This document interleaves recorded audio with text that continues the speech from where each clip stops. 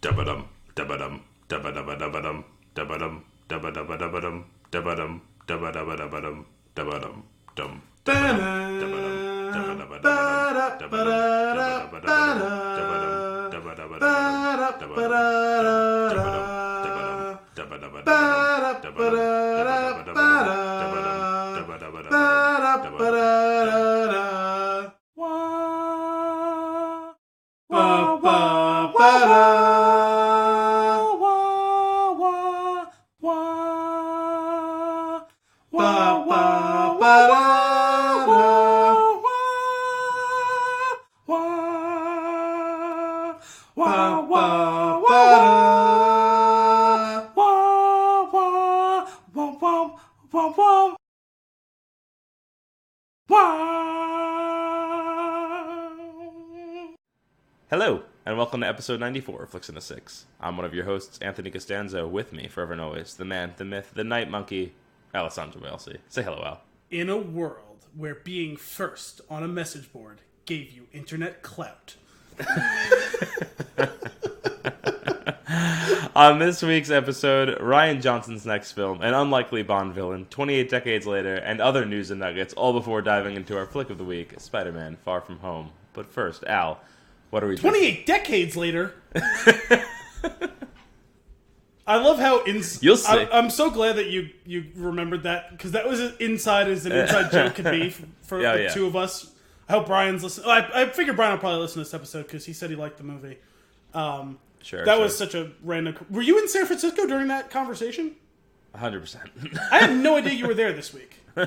Until literally today, the day you were flying back. Yeah. Yeah. Sending you pictures from outside the IGN office. Yeah. Well, first of all, that should have been my first indication. One, I have no idea where the IGN offices are. Got it. Two, you sent it to me at 2:30 in the morning. And I'm usually the one of the three of us who's up the latest. And, if any of us send something in the middle of the night, whatever, we know that the rest of us will get to it in the morning. And, I remember registering it. I was like, what the fuck is he sending me pictures of the IGN offices at 2:30 in the morning? On a Wednesday night. I was like, I don't know. I was tired this morning. We have Dexter this week, and he decided that he was just going to start howling at 7 in the morning. And I wasn't planning on waking up till 8. So you could see how that would have thrown me a little bit. So I saw that as I was going to deal with him. Yeah.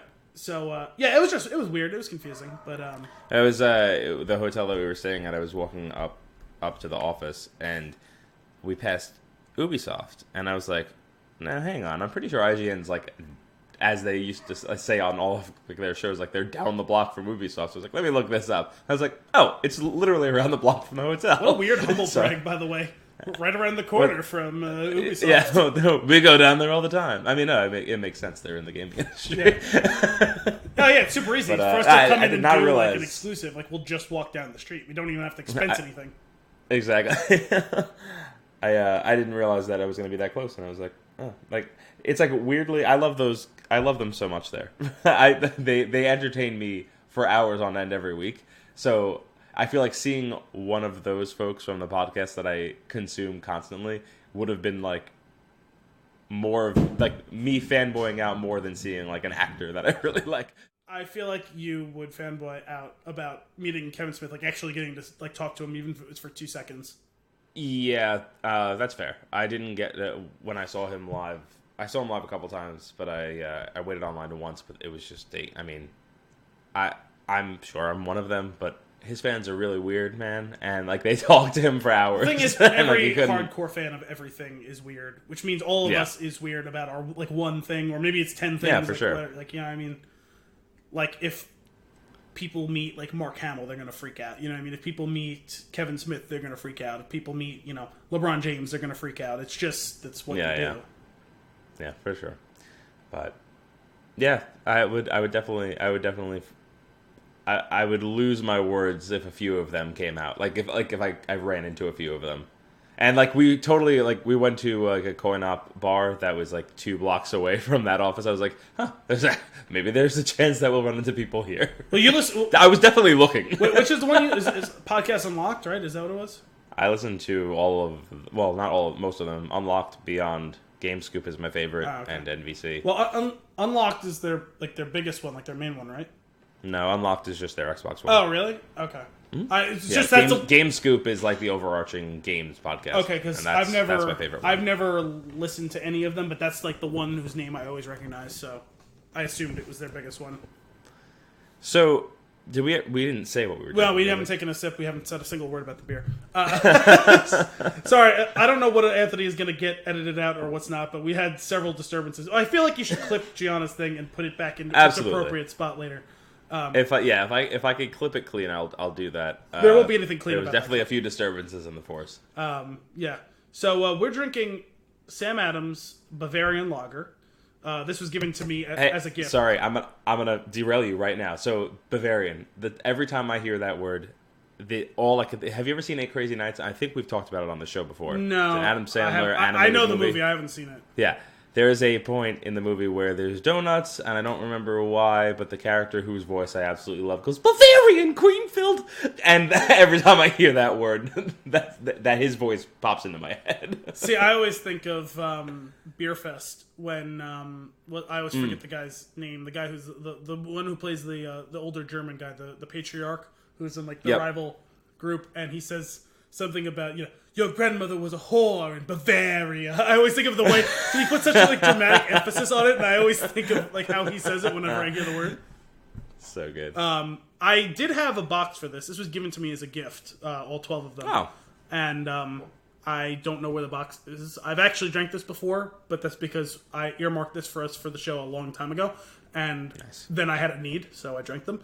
But I had made sure that we had the 2 of them for us, and so here we are finally doing it on the show. So it's a golden lager with bright citrus notes.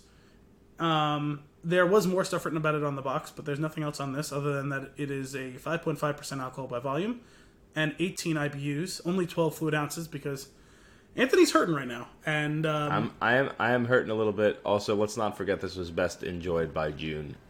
Well, we only missed it by a month. Regardless. A couple of weeks. But erroneous. Whatever. I mean, erroneous on both counts. It was properly cared for. It's been in the fridge the whole time. It hasn't been like in the sun or transferred to heat repeatedly. Like it should be fine. But I figured I would pick something that would be the most delicate on your senses right now because I feel like you needed that. I appreciate that. I'm pretty sure 50% or more of what I've consumed over the past 3 days is alcohol. Has been alcohol. Yeah. And like just very short sleep cycles because I was going to bed late. Like I adjusted immediately where I was staying up late and then I was going to bed like at a time where I would get 7 hours and then I'd be 3 hours waking up for work. Isn't that bad. But no, it's not. But I was waking up at like 5, like just naturally, and I was like, I don't wake up at 8 naturally. Like I need an alarm clock. This is not something that just happens for me.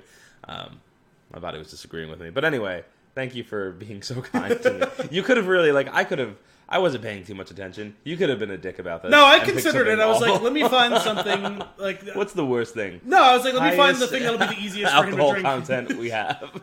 Low alcohol. It doesn't have dramatic flavor, even though I know you've grown to love the IPAs too. Like, I didn't want something that was going to be like really strong on the palate. Figured something 12 ounces instead of 16. Like, I considered it strongly. I had some really good hazy IPAs while I was there. Well, we got a hazy lager here, so you want to take a sip of this? Very happy with it. Let's do it. Cheers. Nice. All right.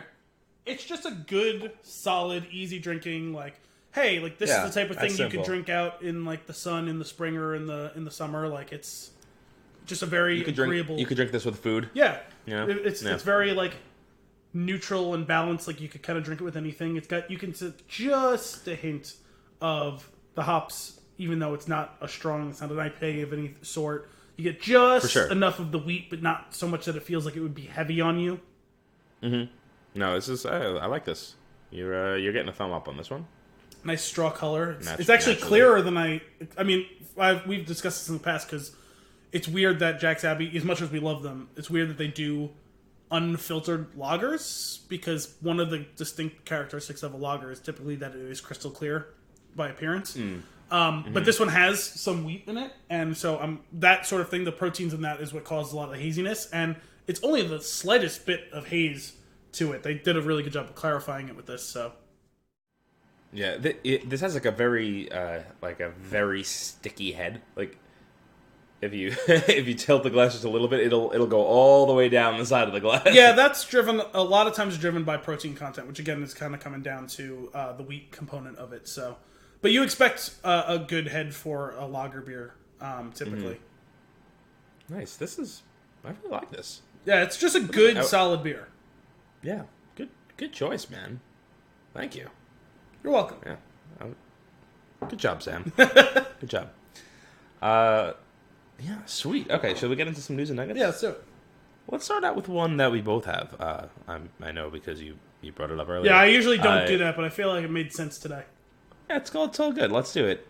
Ryan Johnson's next flick is called Knives Out, and if you haven't seen the trailer for this, I very much encourage you to watch it because, man, does that movie look entertaining. I love a good whodunit. You know I love Clue. Yeah. Like, this is just like a, Murder on the Orient Express. Yeah, we enjoyed that.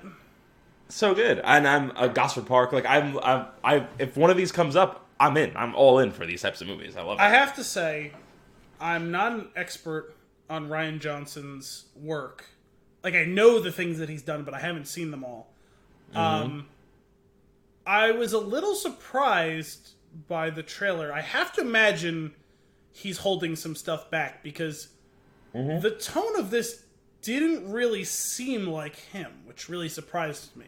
It seemed to lean more towards comical, but I don't know if that was because they highlighted so many of those comedic sequences. Well, it's not like he can't do some funny stuff. It's just, overall, this seemed like a very light and airy type of thing. You know what I mean? Like it's a borderline Clue. It's campy. Yes, it was kind of campy like Clue. That doesn't strike me as his thing. 'Cause I haven't seen Looper, but I'm familiar with it.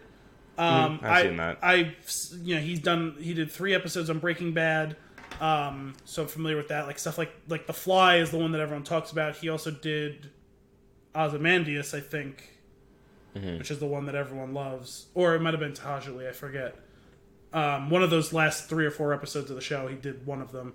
And he did one other one, I can't remember which one.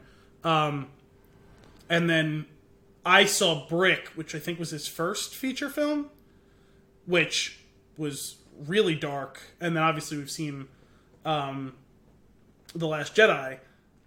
This feels like it's outside of those things. So I wonder if it's all a big fake out. I don't know. I'm thinking maybe more along the lines of he wanted to do something different. I suppose so. All of those things are very different. You have one about a future mob assassin who's gonna be killed by his past self. You have one that's a Star Wars. You have. I would be worried that if that were the case, like where it's not what it seems in the trailer, that it would be too much of a bait and switch to get people in to see it. But I don't know. I feel like I think it will lean towards that comedy. I think it's going to lean heavily into the camp. It's going to be like a Clue, but not so over the top. Like Clue Batman Forever rather than Clue Batman and Robin. It's going to be. It's just the thing is like I can't.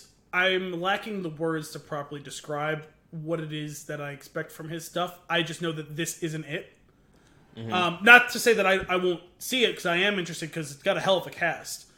Mm-hmm. I was just very surprised when the trailer was over. I was like, that just doesn't really seem like him.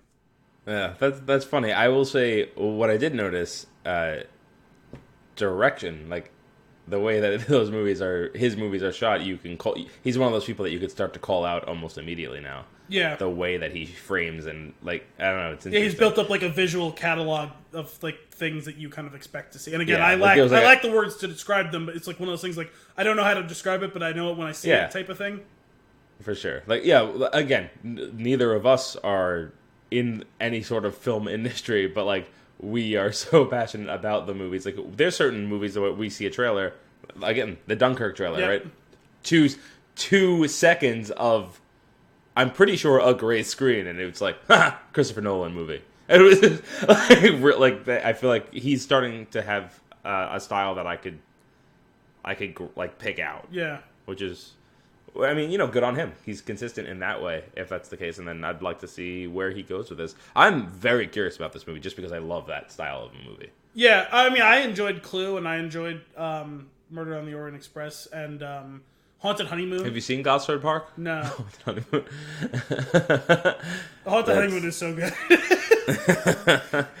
Oh man, we'll do that. Should that be like a back catalog like episode? I think we've discussed it for a second. As soon as I said, I was like, "Wait, did we do it on the show? Or did we discuss it as like that's a rainy day movie for us?" Like probably that. But yeah, that's coming out this Thanksgiving. Mm-hmm. So I'm looking forward to that. Chris Evans, I got it right. Yeah, I was really surprised to see him turn up in a movie like this too.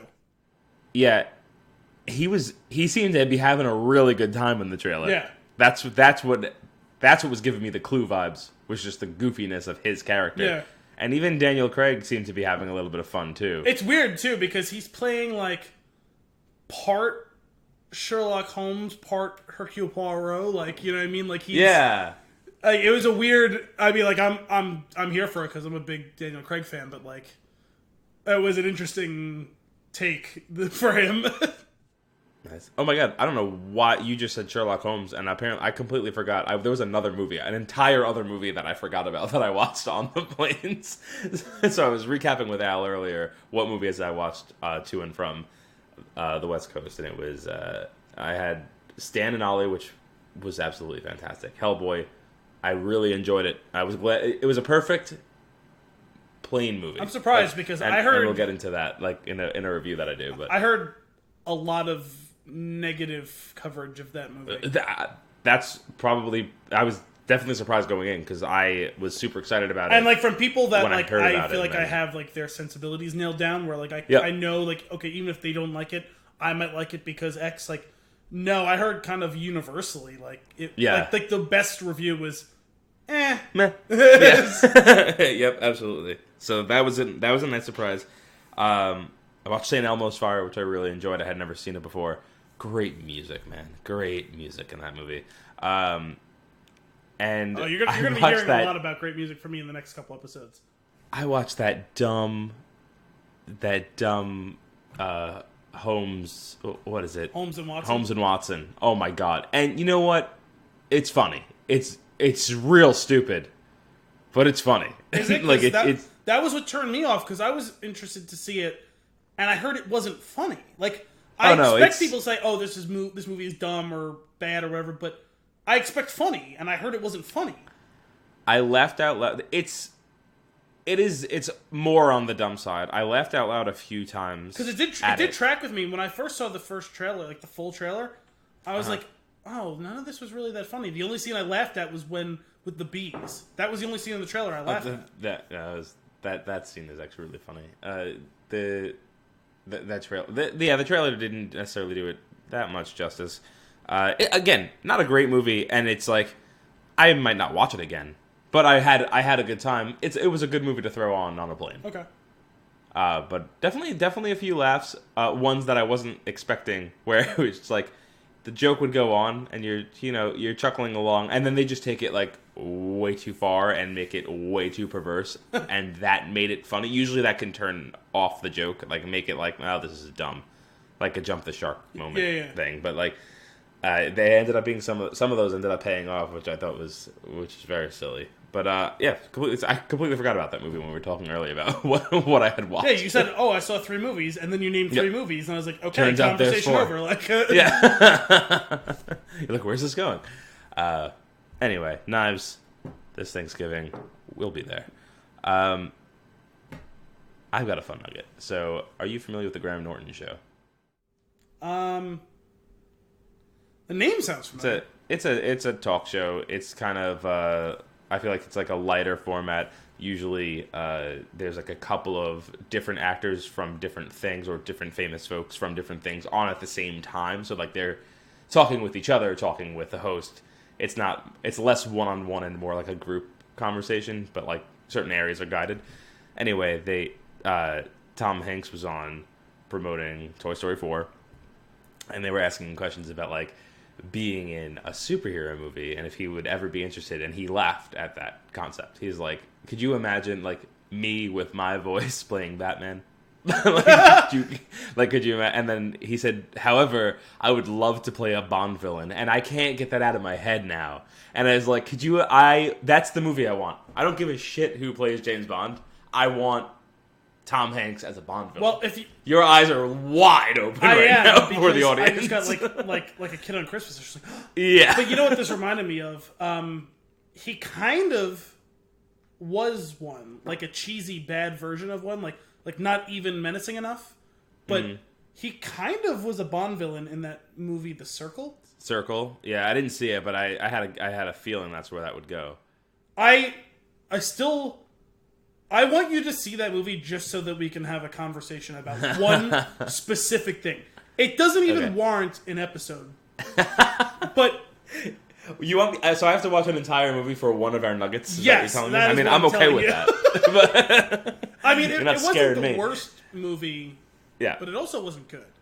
Had a good cast. Yeah, that's the only real redeeming quality. Yeah. I think there was some interesting ideas that just like it reads like bullet points for a movie on a page. Like that's how the movie is executed. Yeah, this would be an interesting idea. This would be an interesting idea. And like they never come together as like a good movie. Like there's sequences that work like in an interesting fashion, but overall it doesn't work as a movie. Whereas the reviews for Hellboy were meh. Every time I feel like I read a review for that, people were like, nah. Like, it's just a little bit lower than that. There's one specific thing that I don't want to tip you off to, that I want to talk about, but I only want to talk about it, like... after I've seen it. But, like, freshly after you've seen it. Like, I want to talk... Okay. Like, I want you to see it, and then I want us to, like, incorporate it as a nugget in that week's episode. So Sounds that good. All of the stuff is, like, fresh in your mind. We can make that happen. For sure. But, yeah. The thing that I am most looking forward to is Tom Hanks as a Bond villain, and probably will never get. I mean, there's still time. Like he can do whatever the fuck he wants. Sure, it's just like, are they gonna go for it? Or I mean, they'd be stupid not to. But I mean, if he calls up, you know, Broccoli Productions or whatever the hell, was it Eon? Is that the name of their production company? I think. And says, Broccoli, hey, I want to be a Bond villain in one of your upcoming movies. The next one, it could be 2 after, whatever. I'm on board.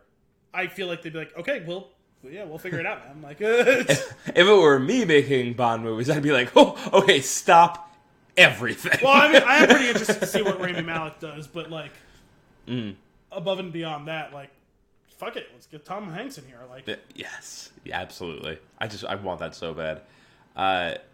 You have another nugget or so? Yeah, sure. Let's talk. I've got two more. So, and don't forget, I have a pretty long form discussion on The Leftovers. Right. We'll do that at the end. At the end of News and Nuggets. Yeah, it's fine. Okay. I want to just offering out to you so you remember it. Let's talk about the Lord of the Rings show that we've mentioned before on Amazon. Namely, that they tapped J.A. Bayona to direct. For those of you who are not familiar, he is the director of Jurassic World: Fallen Kingdom, which we did last year. I think, was that the first time or the second time Gianna guest co-hosted with us? She's been on what, 2 or 3 times now. In addition to like her interjections like tonight. Actually, she's done our most 3. I think she's done 3. She did Spider-Man: Homecoming. She did Fallen Kingdom. And I think she did one other one. Was she there for one of those wacky movies, like The Enemy or something like that? No, it wasn't Enemy. She definitely... I feel pretty confident she did at least one other one. So, me too. We'll have to go through the logs. But anyway. So he is being included in the Lord of the Rings show. He's been tapped to direct the first 2 episodes. And then he will executive produce alongside his producing partner, Belen Atencia. He says his direct quote was, J.R.R. Tolkien created one of the most extraordinary and inspiring stories of all time, and as a lifelong fan, it's an honor and a joy to join this amazing team. I can't wait to take audiences around the world to Middle-earth and then have them discover the wonders of the Second Age with a never-before-seen story. The series is going to be written by feature scribes J.D. Payne and Patrick McKay. They lead a writer's room, which is believed to include Breaking Bad alumna Jennifer Hutchison and Game of Thrones veteran Brian Cogman, among others. Brian Cogman, I know I've seen that name a million times in the Thrones credits. We're thrilled to have J.A. and Belen joining the Fellowship as we continue to develop this epic series, said Payne and McKay. We have been great admirers of J.A.'s work for years and know that his epic, cinematic, and deeply heartfelt aesthetic is the perfect sensibility to bring Middle-earth to life anew. His first feature film, critically acclaimed thriller The Orphanage, executive produced by Guillermo del Toro, premiered in a 10-minute standing ovation at the 2007 Cannes Film Festival, and later won 7 Goya Awards in Spain, including Best New Director. Where's this from again? This is on Deadline. Okay. Apparently, he directed a movie called The Impossible, starring Naomi Watts and Ewan McGregor. I was not sure of that. And I did know that he did A Monster Calls, starring Sigourney Weaver and Liam Neeson and Felicity Jones. So, as our resident Lord of the Rings fan, what are your thoughts? I am intrigued because his best work, or at least his most well-known work, is horror type stuff, which Fallen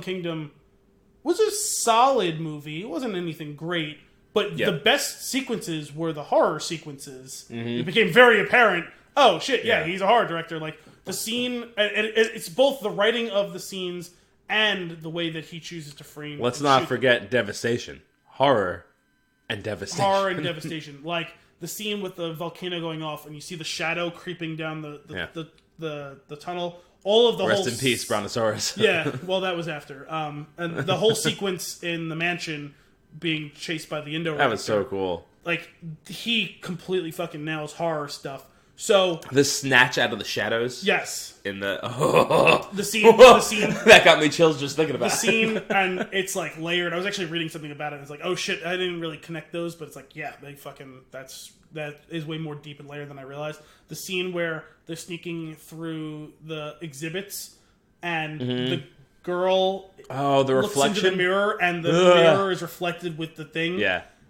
that was a really well shot scene, and I didn't really click at that point, but the idea that the two of them are kind of two sides of the same coin, being these bastardized monstrosities of the scientific reach, like, exceeding their grasp, was like, oh, this is deep. yeah. So I'm curious. Yeah, you're right. There are some very cool pieces there. Yeah. So how does this translate? I'm curious to see how that translates. He also did a couple episodes of Penny Dreadful on Showtime, which is a horror show. Again, horror. Yeah. I'm curious to see. There's definitely room for horror elements in Lord of the Rings. Sure. So I am curious to see, like, there is a potential for a fit, but not knowing what story specifically they're going to adopt, because they still haven't told us yet. I'm curious to see what it is. I'm glad that they said specifically it's a second age thing. I think we had known that in the past, but it's been a while since we've gotten hard news on the show, so I kind of forgot. We're still not going to see it till next year, probably, I think. What's it? Did you say what it's going to be on? It's going to be on Amazon Prime. Oh, sorry, you did. Yep. Yeah, they spent like $1 billion on it. That's including like acquiring the rights and everything. So I am curious to see, because the original rumors, based really in nothing, was that it was going to be like a young Aragorn story, which we just don't need. As much as I love the character, we just don't need that. But doing something in the Second Age, there's room to do something cool and interesting in there. So nice. I'd be obviously down to check that out. I'm not nearly as big of a fan as you are for it, but I feel like it's probably got to be a thing that we talk about a lot. So I'll most likely invest my time into it. And you'll be more interested in watching it rather than watching one of the movies. This is true. It's going to be like, I'm going to get real excited about it watching it. Like, you know what? It's time. I'm going to watch the movies again, and I'm going to make the same mistake. I'm going to do it in some form of marathon viewing, and I'm going to be like, nope, never again. No, you're just going to be smart and do it like once a month or something like that. You know what I mean? Yeah, one disc a month. No, one whole movie. Ought to do it. Awesome. All right, so I've got two nuggets here that kind of tie in nicely together. So the first is, I believe you have brought this up in the past, but the beach prequel? The Beach prequel? Yeah. So, the movie The Beach, Yeah. they're making a prequel TV series. That's dumb. Hang on. Yes. But hang on. Here's the quote that I want. I just want to have to make sure that I have a good look at your face when I read this one. God. All right. Boyle has revealed that Amy Seimetz, I'm not sure how to say that name. Seimetz, I think. Has been in charge of the project, which will be a prequel set 20 years later.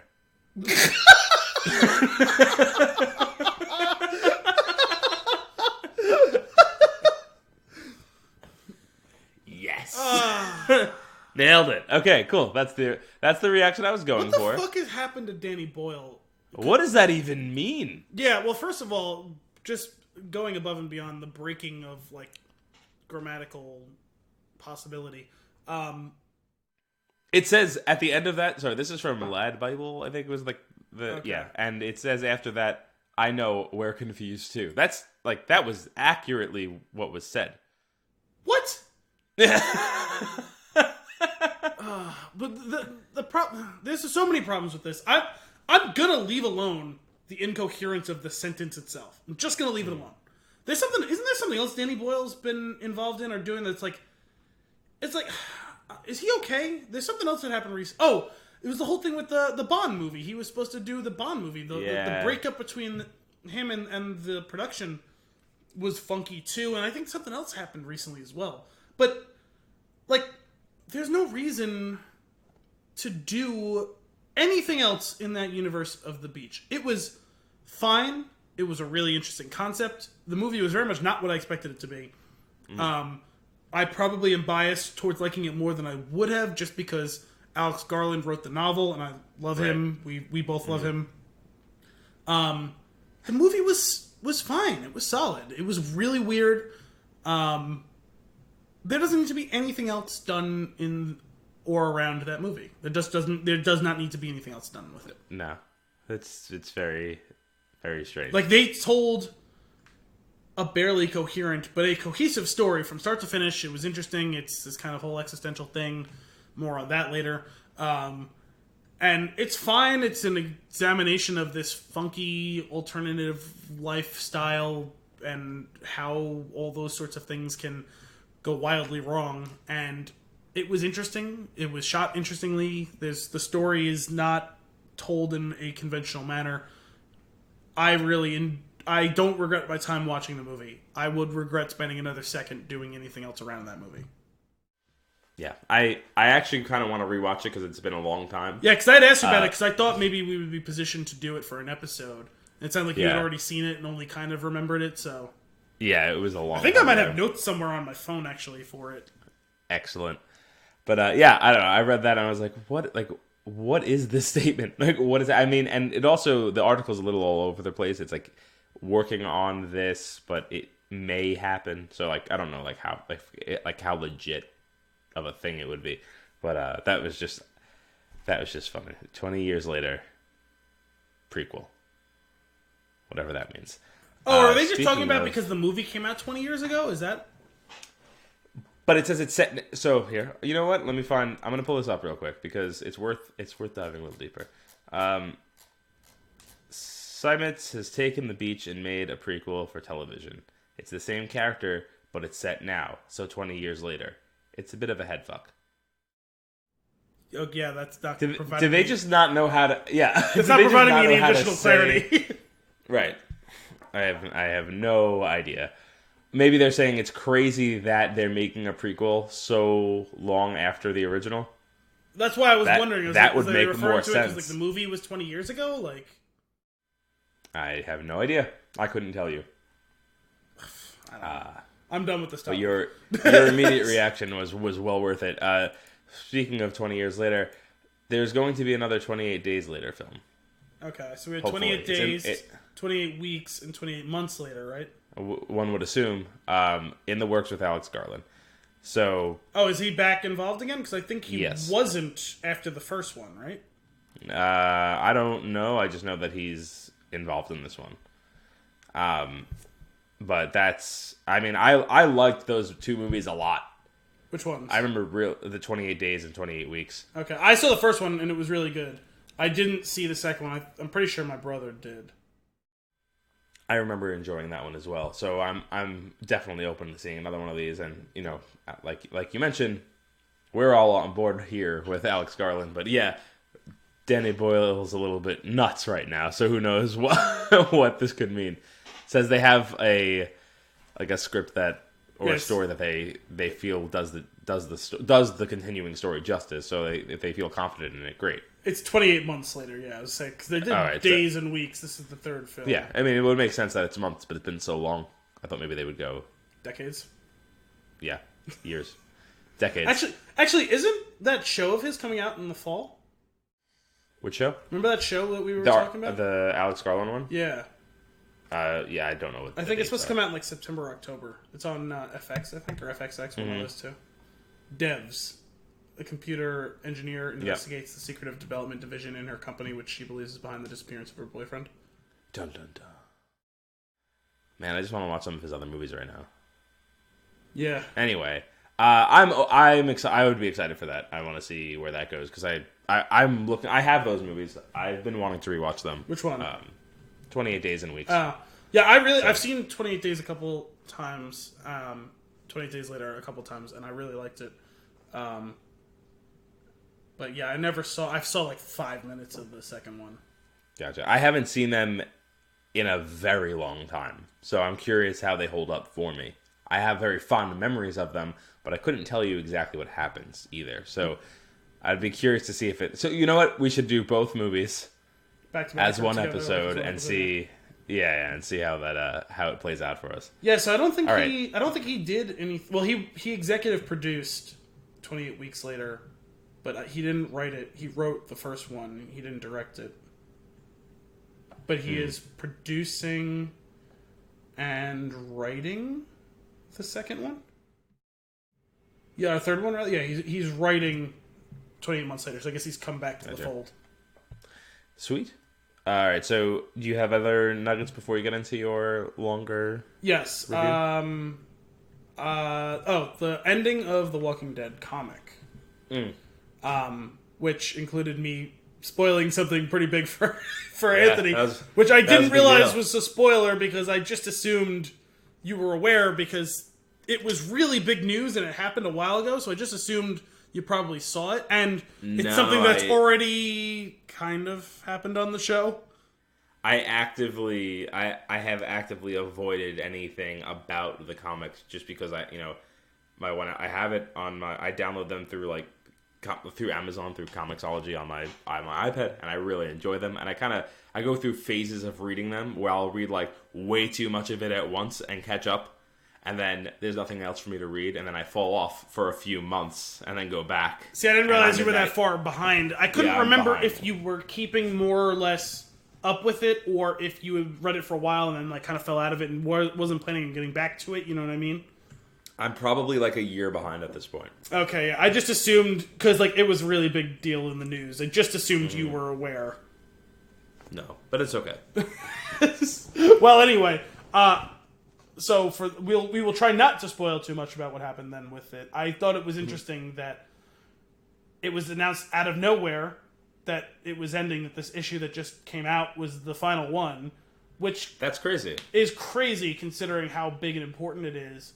But on the other hand, it's pretty perfect for it. You know what I mean? For something that made its bones both in the comic and in the show, for not having anyone be safe, at least until eventually it became too big to fail, so everyone was safe. Until they were ready to be written off the show because they got tired of working with them. For that, I feel like it's perfect to have have this end suddenly and unexpectedly in the way that so many characters did. I just want you to know that Made Its Bones didn't go unnoticed. I want you to know that. It went unnoticed by me. That was one of those ones that I didn't plan. Would you argue that its bones are its dollars? Once a week. All right. Did you even see the... I forgot. Did you even respond to the one I sent you? Was it yesterday? Absolutely not. I did not. No, I read it. Did not. Oh, okay. So it abruptly ended. Is that abruptly from our perspective, or was that like a general consensus that it was abrupt? Well, no one knew it. Because when you consider the way that like how on the show Rick leaving the show type of thing, like there was like a month of like commercials about Rick's leaving the show, or it's like it's abrupt in the sense that like people. I had seen some speculation that people were wondering whether it might be drawing to a conclusion, but like in the next year, you know what I mean? Gotcha. And then all of a sudden, it was just like 2 days. 2 days before the final issue came out, they put out a press release saying this is the final issue. Wow. Okay, that's great. Like, you know what? That adds like a level of like shock, which I kind of could appreciate. Like it's a little bit meta, but like well, that's what I'm saying. This emotionally is set for what you're gonna read. I imagine this is perfect way to end something that had killed off so many people unceremoniously. To then end the thing unceremoniously, and from what I understand, I didn't read it. I did read a synopsis of it because I've never read any of the comics, so it doesn't matter to me. There's a substantial time jump in the final issue to give you kind of closure on everyone's storylines. This is going to be one of those things where I said I'm behind right now, but like by the time you talk to me again, I might be finished with it because now you have me excited to read it. Well, I guess that means you're taking off work tomorrow because I'm going to talk to you in like 12 hours or 24 hours. And I assume you're going to sleep at some point, sleep off your drunken. Yeah, I'll read myself to sleep, and then I'll have some wild nightmares, and then I will work, and then I will read before you get here. Yeah, but I imagine that you're not going to catch up on a year's worth of comics before I get there. Is the point? You don't know me.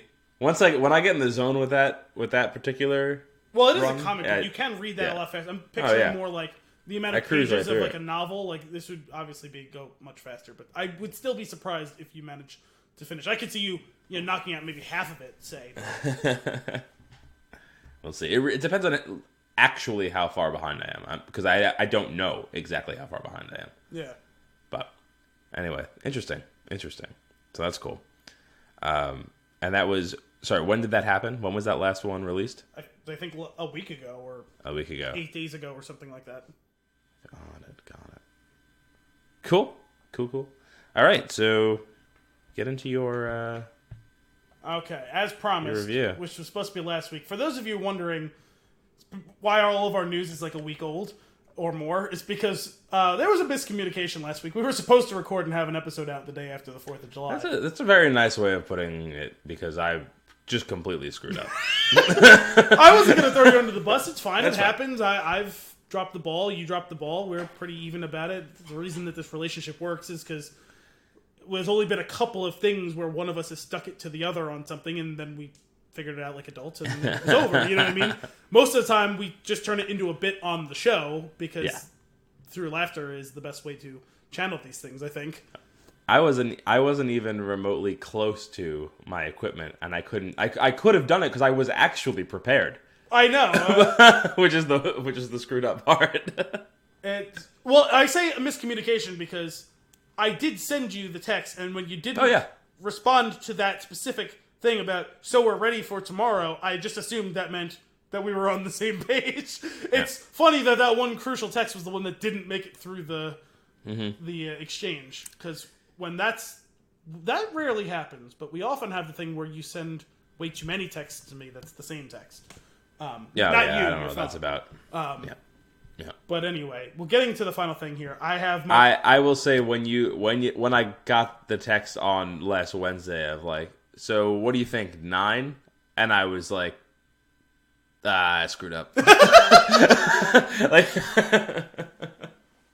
but yeah, I would say both of us had our notes locked and loaded, but it just wasn't to be. So anyway, as promised, I have my review of The Leftovers. I'm going to do it very nearly spoiler free, because I think I'm going to officially sanction this as something that you and Kim should watch together. Oh, okay. Well, I told you the last time we talked 2 weeks ago that I had 2 episodes left, and I said I don't know. Well, I don't know why the two of you wouldn't enjoy watching it. You know what I mean? Like I feel like I have a decent bead on what she would like to watch with you, or at least would give a chance to watch with you. I think you guys would be very interested about this. At the end, maybe you would love it. Maybe you would be like, "Oh yeah, it was fine," or some point in between. I don't think you'll completely hate it. But I think that you should watch it. So I'm going to hold back on the spoilers. And for anyone who wants to listen to this who hasn't watched it yet, we will probably have a more spoiler-filled one in the hopefully finally return of the Spin Shoot Sports Show next week, as I will be having Gary guest host with me, and nice. He was the one who pushed me towards watching the show when I did. So Gergich? No, not Jerry Gergich. I think there was a Larry in there too at one point. Yep. So if I were to boil down the synopsis of the show into one sentence, it would be this. What do you do when the world ends around you, but you have to keep living? I fully expected you to say do for a Klondike bar. Go on. I'm sorry Okay. to be disappointed. Can you read that one more time and adjust it, please? What do you do when the world ends? Nice. This is a show about the many relationships that one faces in their life.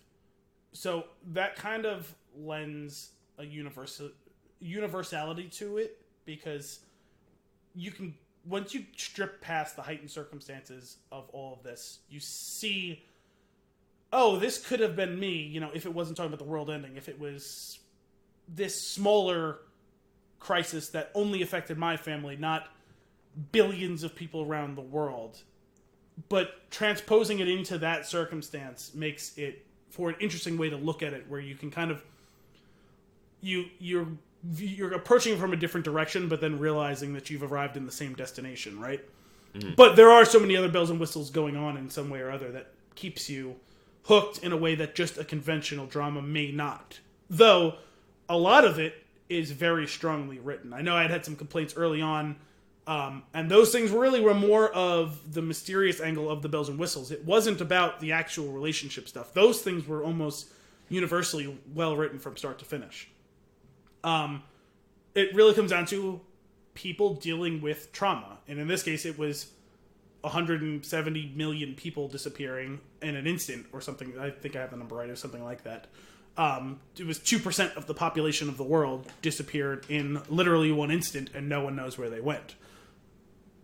If you take each of those people's traumas individually and you made it to, oh, my father is not here anymore, or I lost my husband and all of my kids, and it's just me, and all the other relationships I maintain in my life are the only lifeline I have to continue to live.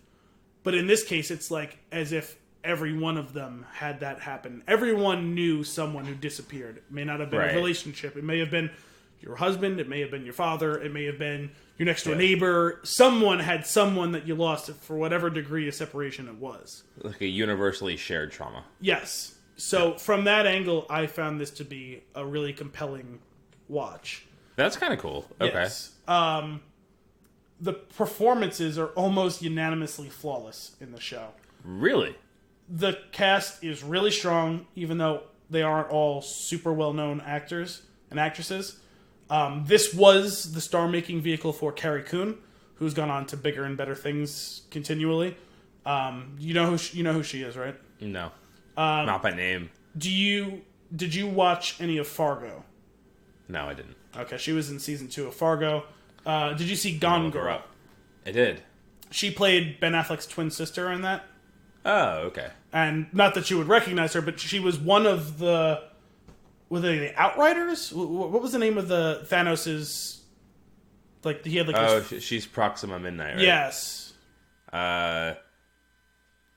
Really?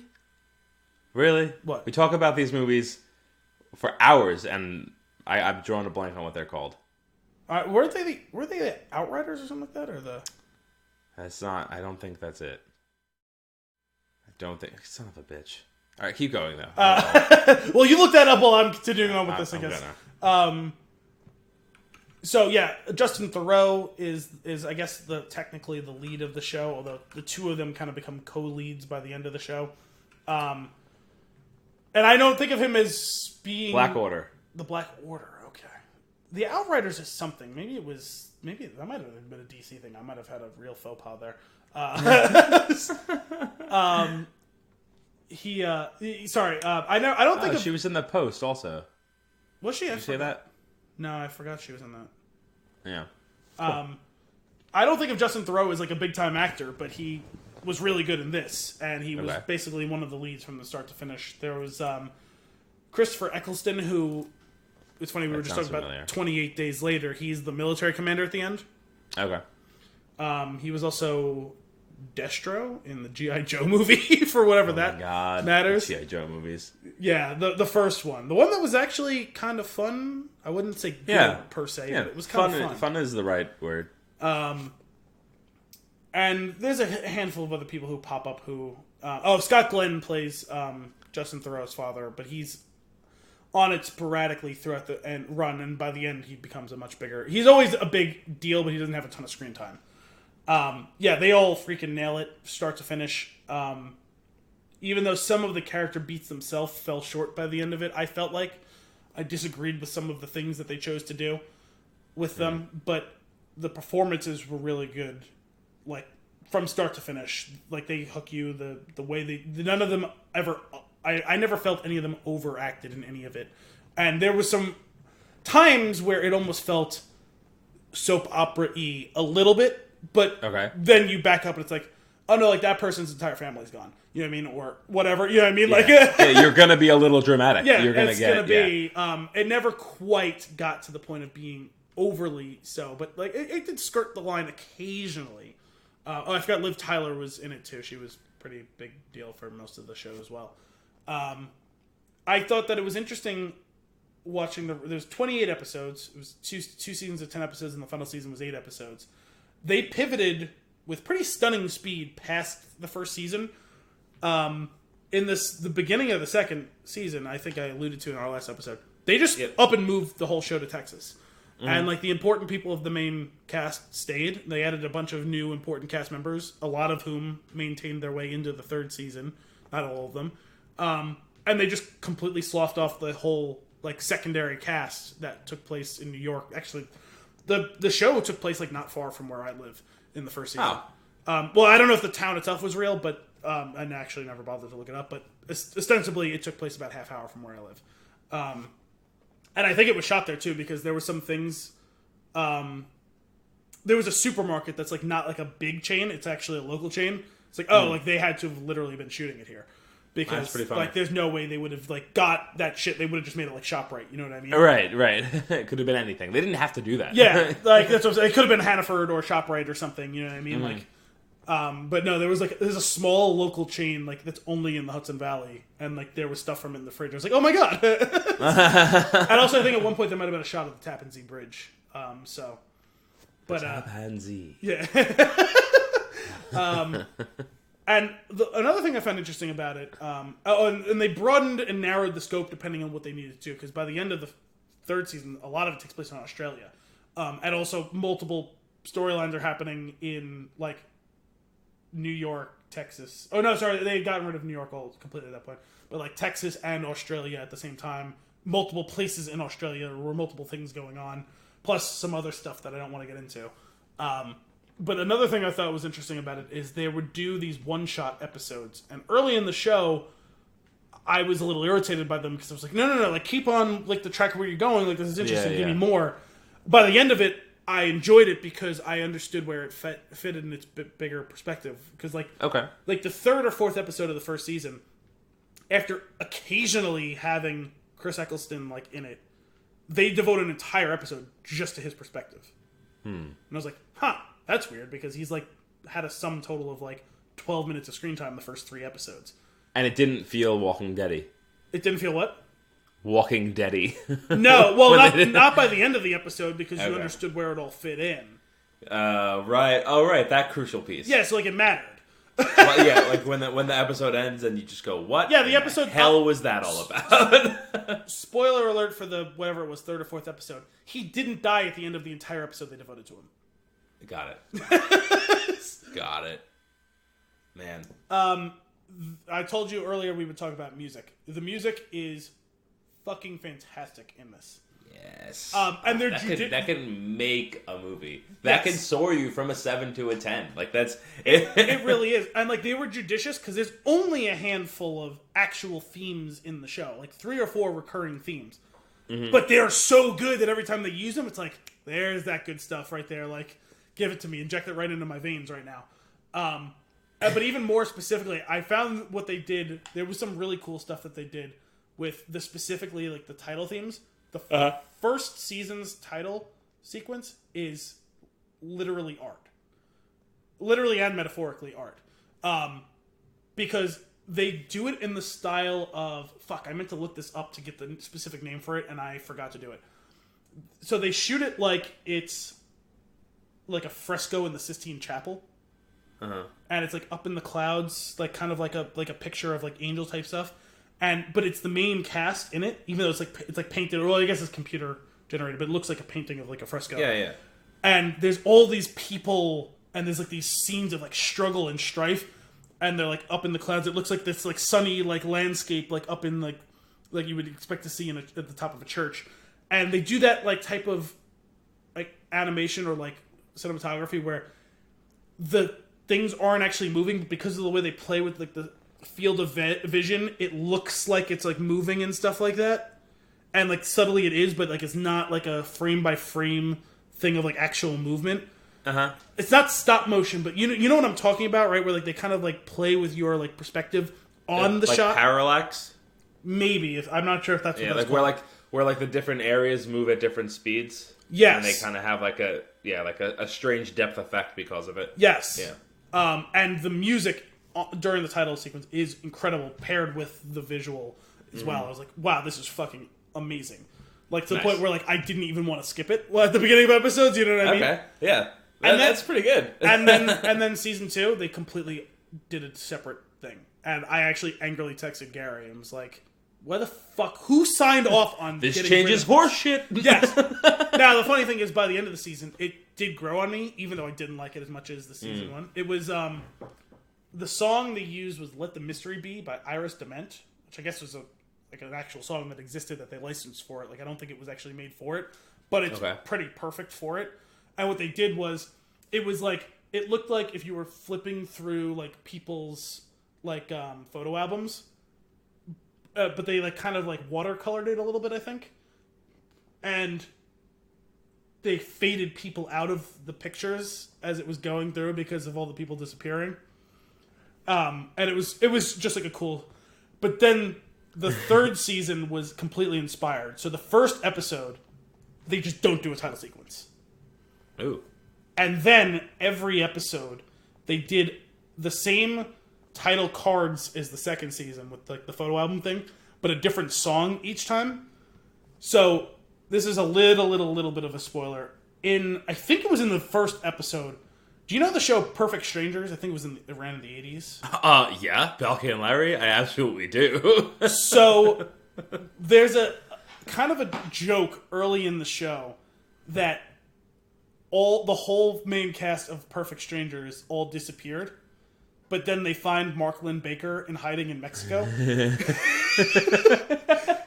And so the thing was that he faked his disappearance because the other 3 main characters all disappeared, and he felt, I don't know if it was like he felt left out or guilty that he was still there.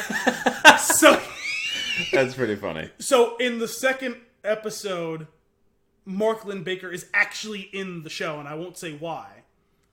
But the title song they play over the season 2 thing is the Perfect Strangers theme song. Oh man, that's cool. Which you didn't know that Mark Lynn Baker was going to be in it, but it tips it off that he's that's in awesome. And then the third episode they do, you know the song "Personal Jesus" by Depeche Mode. Yeah, they do that, but it's actually the Richard Cheese version. Oh my god. And then they do some other ones. They did "This Love Is Over" by Ray LaMontagne. That one I wasn't familiar with. I looked them up for the purpose of this. Mm-hmm. Then the next one they did was "Ashrei" by Banzion Miller, who I think that's the name of one of like, it's like a prayer or like a call to prayer in like the Jewish faith, and I'm probably getting this wrong. Oh. And so apparently he's like one of like the most acclaimed like singers of that style. And it is literally like a chant type thing that takes place over the course of like the title thing. And then the next episode was 1-800-Suicide by Gravediggers. Oh my god. I don't know if you're familiar with that one. No. I hadn't heard of it, but I looked it up. It was okay. it was the Gravediggers that got me. Yeah, 100%. It was an interesting choice. And then for the final 2 episodes, they go back and they continue using the season 2 title cards with the season 1 song played over it. And then the final episode was just the traditional season 2 with Let the Mystery Be go over it. I thought it was really cool because there is a good tie-in very to thoughtful. all of those things. Yeah, no, like it was all done for a reason.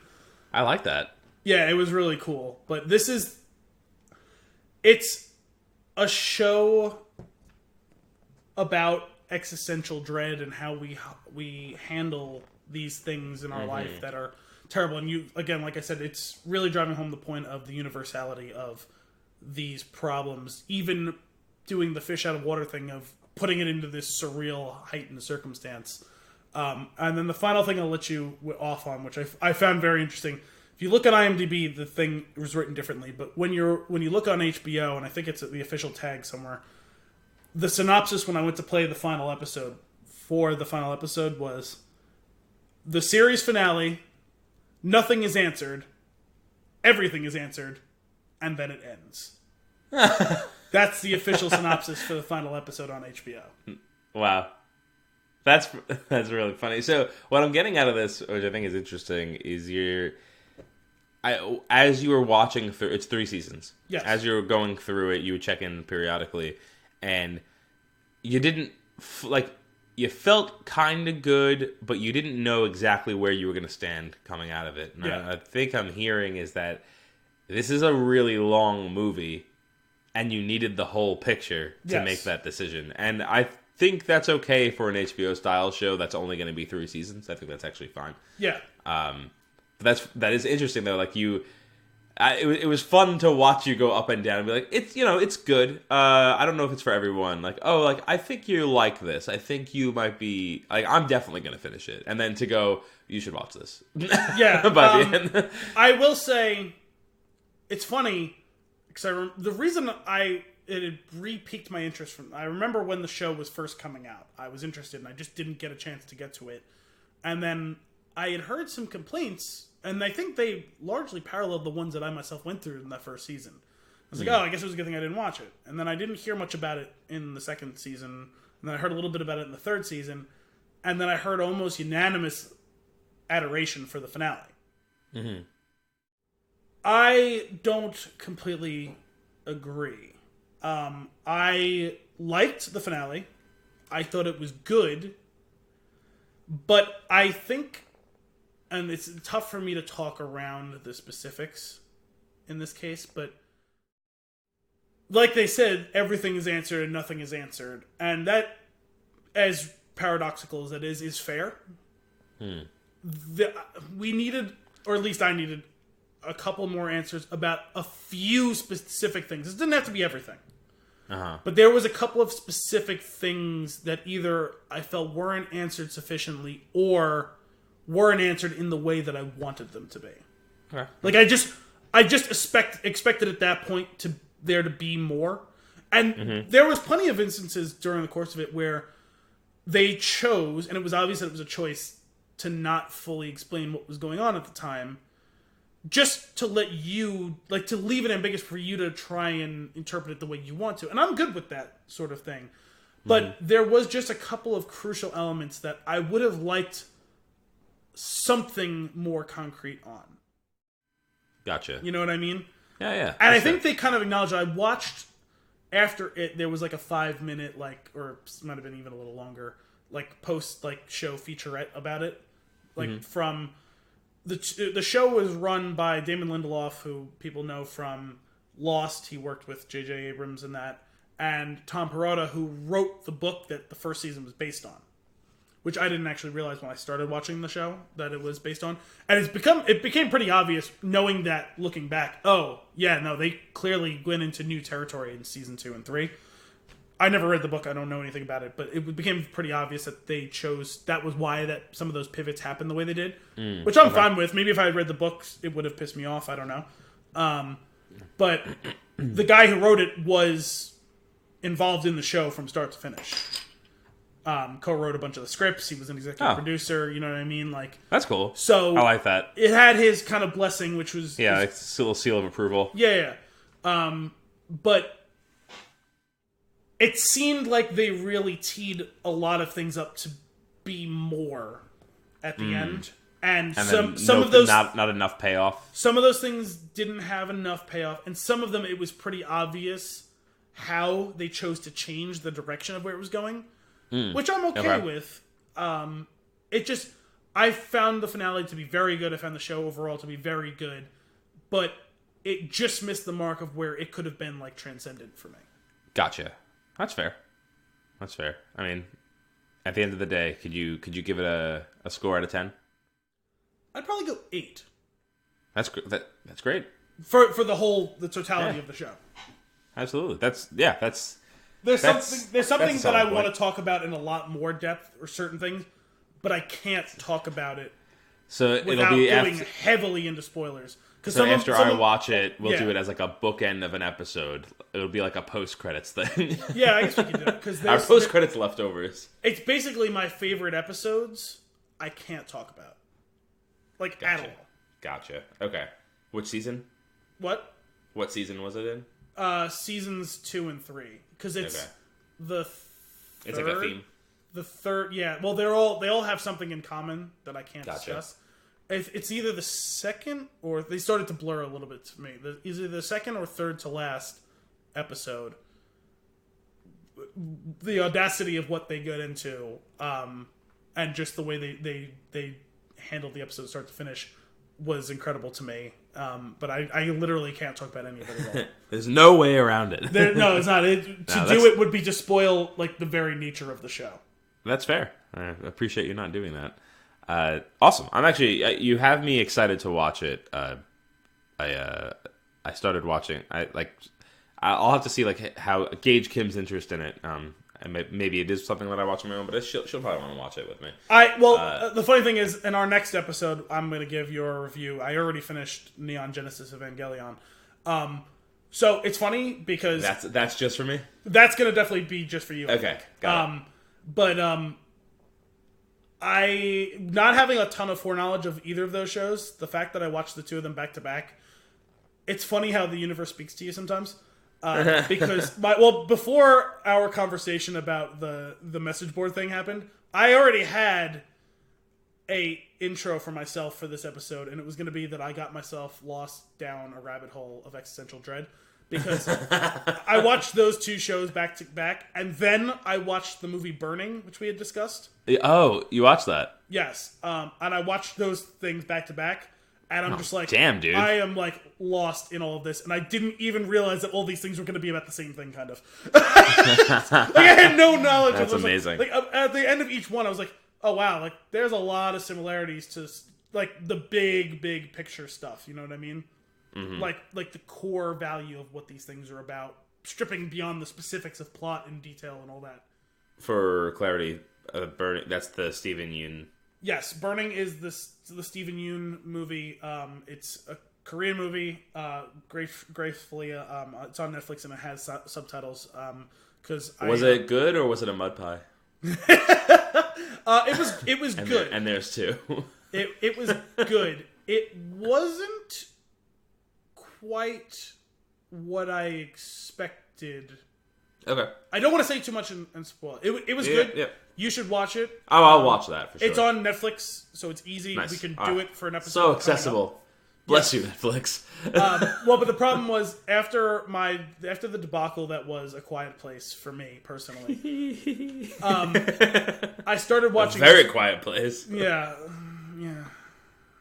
They had that on the plane. That was one of the options. Yeah, they have subtitles on for that too. So they ran through the credit sequence of Burning, and it's all in Korean characters, which totally understand. And then things started, and there was no like specific dialogue in the first scene, but there's plenty of voices speaking. Mm-hmm. And there was no subtitles, and I'm like, oh no, do I gotta put them on? Oh god, don't make me go through this again. Although, I have to say, even though there absolutely was, I didn't have to specifically turn on subtitles. There was once it got to actual dialogue stuff. I think I basically would have gotten all of it without it.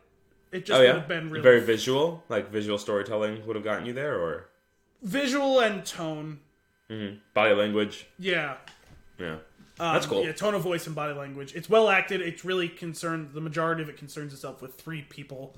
It's Steven Yeun and then 2 actual like Korean. Well, I guess technically he was born in Korea. No, but like I think of him. Wow, as guy. No, I think of him as Korean American because like he's an American citizen, like grew up in America. Yeah, I think he was actually born in Korea, and moved over when he was like 3 or something like that. No, the other 2 actors or actor and actress are like born and lived their whole life in South Korea and like. Gotcha. But it was a good solid movie. I think we should do that coming up. I figured I would give that as kind of a post, script here for this whole situation is to tease that might be coming up and to put it on your radar. But yeah, watching those 3 things, The Leftovers, Neon Genesis Evangelion, and then Burning, in some ways all of them deal with like the sense of self and how we deal with crisis in our life. And I was like, man, I could not have picked 3 more like thematically similar things in a row if I tried. Like I literally could not have picked things that fit together more perfectly than those 3 things. Nice. And I very much did not plan nice that or terrible for you. I'm not sure. Yeah, I'm gonna watch something. I think I'm gonna watch something later after this. Dude, just put a comedy on. Put something real dumb on. I think I'm gonna finally get into Good Omens. Okay. And that's also short, so even if I happen to have picked something else that's the exact same thing, it's only like 5 or 6 episodes, so... Awesome. Cool. With that, shall we get into our Flick of the Week? Yes. Spider-Man Far From Home, 2019. Following the events of Avengers Endgame, Spider-Man must step up to take on new threats in a world that has changed forever.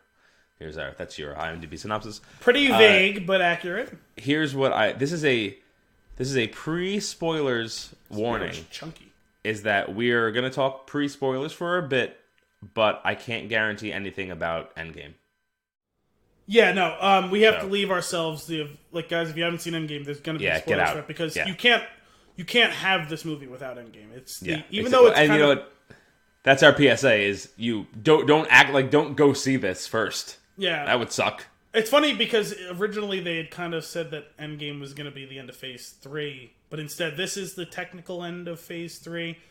And that works because it's essentially the epilogue. Yeah. It's so good. Let's start there. It's so good. Do you have a tweet length review? I already did my tweet. I could just read that. I saw the tweet. I forgot to, but I can kind of craft it from my first note here, I think. Let's hear it. I'll just read you what my first note is. Continuing the theme of successful superhero movies in the MCU, this is not a superhero movie. Or at least, it's not specifically only a superhero movie. It's a superhero movie grafted onto a high school trip movie. Yep. Because that's what this is what follows a high school comedy. It's a high school trip movie. It like road trip type of thing, you know what I mean? Even if Nick Fury ends up hijacking it. Yeah. Yes. So and that's from the trailer, guys. That's not a spoiler. Yeah, my original quick review was an incredibly funny, visceral, and emotional journey abroad with some minor hiccups that turned out to be completely intentional and extraordinarily executed. And I wanted to read that again because there's a couple bullet points that are in there. The first was, I said visceral. There was a reason for this. Fun fact, has to do with my viewing experience of the movie. My buddies wanted to see it. They bought the tickets. They're like, come meet us on Staten Island. Great. Went there. New theater. Right over the bridge. Super close. Cool. Didn't know there was anything special about this theater. Just, regular reclined seats. And I'm just... after I waited 30 minutes for popcorn, so I'm sitting in the chair. Movie starts, it's going. We're about like halfway through, I feel like. And something like action-packed starts to happen. And there is a legitimate rumble in my pants. And I was like, whoa. I froze. Like my body froze. And I looked to the right. And my friend James was looking at me, waiting for my reaction. Apparently the seats that we were in are wired to rumble with certain levels of bass. Like, rumble. And I was like, what is happening? Like, there was no warning. It was a very bizarre way to experience that movie. Yeah, I bet. Yeah. So that was the visceral part. Talking about the specific, experiencing of watching this movie, I was really confused because I sat down in my seat right as the trailer started rolling. And they played the full trailer for this movie before the movie screened. So did you check to see if you're in the right theater? Yes, 100%. Yeah, absolutely. Yeah. I had a moment's panic attack because I knew I was getting there in the nick of time. Yeah, I'm late. And I was like, what the fuck is going on? No, this is the movie I'm supposed to be watching. Why is the trailer running before it? This is a sick game. Yeah, so there's that. That was the visceral piece of it. Some hiccups I had mentioned that turned out to be intentional. We'll get into those. That's in post-spoiler territory. Well, if we want to keep talking about pre-spoiler stuff, I want to stick with the kind of thing that I mentioned. This reminded me of a 2019 update of, the John Hughes, 80s high school comedy movies, right? I think that's why I loved it so much. It's clearly inspired by those movies, but updated for the current times. Absolutely. I adore those movies. And actually, my first pre-spoiler bullet point was Peter and MJ are so adorably awkward, it makes me warm and fuzzy. Well, they totally nailed that sort of thing, like the stuff with Ned and his relationship with Peter, his relationship with the rest of the classmates. I didn't know if that was technically a spoiler, so I don't want to talk about it yet. The whole thing with the awkward teachers chaperoning. Oh my god, Martin Starr, man, very 2019. You know what I mean? Martin Starr and JB Smoove as the chaperones on the school trip were just this incredible comedy routine. See, that was my one thing because you didn't like it. We can get into it more after the spoilers, but I felt like everyone got something to do except JB, and I feel like that's kind of his role in a lot of movies. I feel like a lot of movies don't know how to deploy him. I actually think that it's intentional. He's an off-screen voice most of the time, and it's usually delivering a very tongue-in-cheek joke. Well, because I know he's a thing, he's popular, people seem to like him, and I was but why? All these roles I've seen him in, he hasn't done much in, and it was only when I finally I sat down and watched all of Curb Your Enthusiasm. They let him actually do stuff in that show. He's really fucking funny. He is funny. I know you haven't gotten into that show at all, but he's really good in that show, and I feel they every other role, it's just it's cementing my opinion on that. They just don't know how to use him in so many other things. Yeah, I maybe I think he was they know how to use underutilized. him. Sure, and that's fair. But I feel everyone else got something to do in the movie, and he had a couple of good lines, not great lines, but like you said, Martin Starr, he totally owned that role, an expansion of what he did in the first movie. He was perfect for that. What's his name? The guy. What was his name in Grand Budapest? Is it Zero? Right? Was that his name? He's so good as this version of Flash. The whole thing with, oh my god, Spider-Man follows me on Snapchat, or Instagram, whichever it was. Oh my god, when he calls his followers the Flash Mob, that got me. That got a chuckle up. Everyone had Spider-Man follows me. Yeah, everyone in this movie, who got more than one line, got something to do in this movie, except for JB. I feel like, and I will say, I understand where you're coming from, though. I will say he was used to really good effect for punctuating a lot of jokes. He punctuated a lot of the jokes about the other chaperone, which I thought was really fun. I thought that was a cool usage of that character, because overall you don't actually need that. You didn't need the second chaperone. That's kind of what I'm getting at. He was they didn't give him a reason to justify him being there, whereas I felt like everyone else who was part of the entourage got at least one moment where it's oh, that's why they're there. You know what I mean? That's fair. If not more than one. We're not going to say too much about Ned because we don't want to get into spoiler territory, but I will say that he is now, always has been, and forever will be a gem. Oh, I was going to say FOS, friend of Spider-Man. The first friend of Spider-Man. Yeah, I love how it became. First he was the guy in the chair. Yeah, and now he's evolved to FOS, friend of Spider-Man. One of my favorite scenes from Homecoming was when he kicks and spins the chair. He goes to the other side of the room. What are you doing in here? Looking at porn? that was his defense. And I think that was something I said too when we did our review of it last. Was that 2 years ago already now? Oh my god, yeah, I think so. I know that was one of the things I said. That was a safer answer than what he was actually doing. Yep, is so perfectly comedically written. And that's what I'm saying. This is like a great homage, superhero homage to the John Hughes movies because there's just so many. Yeah, it's almost an anti-joke, right?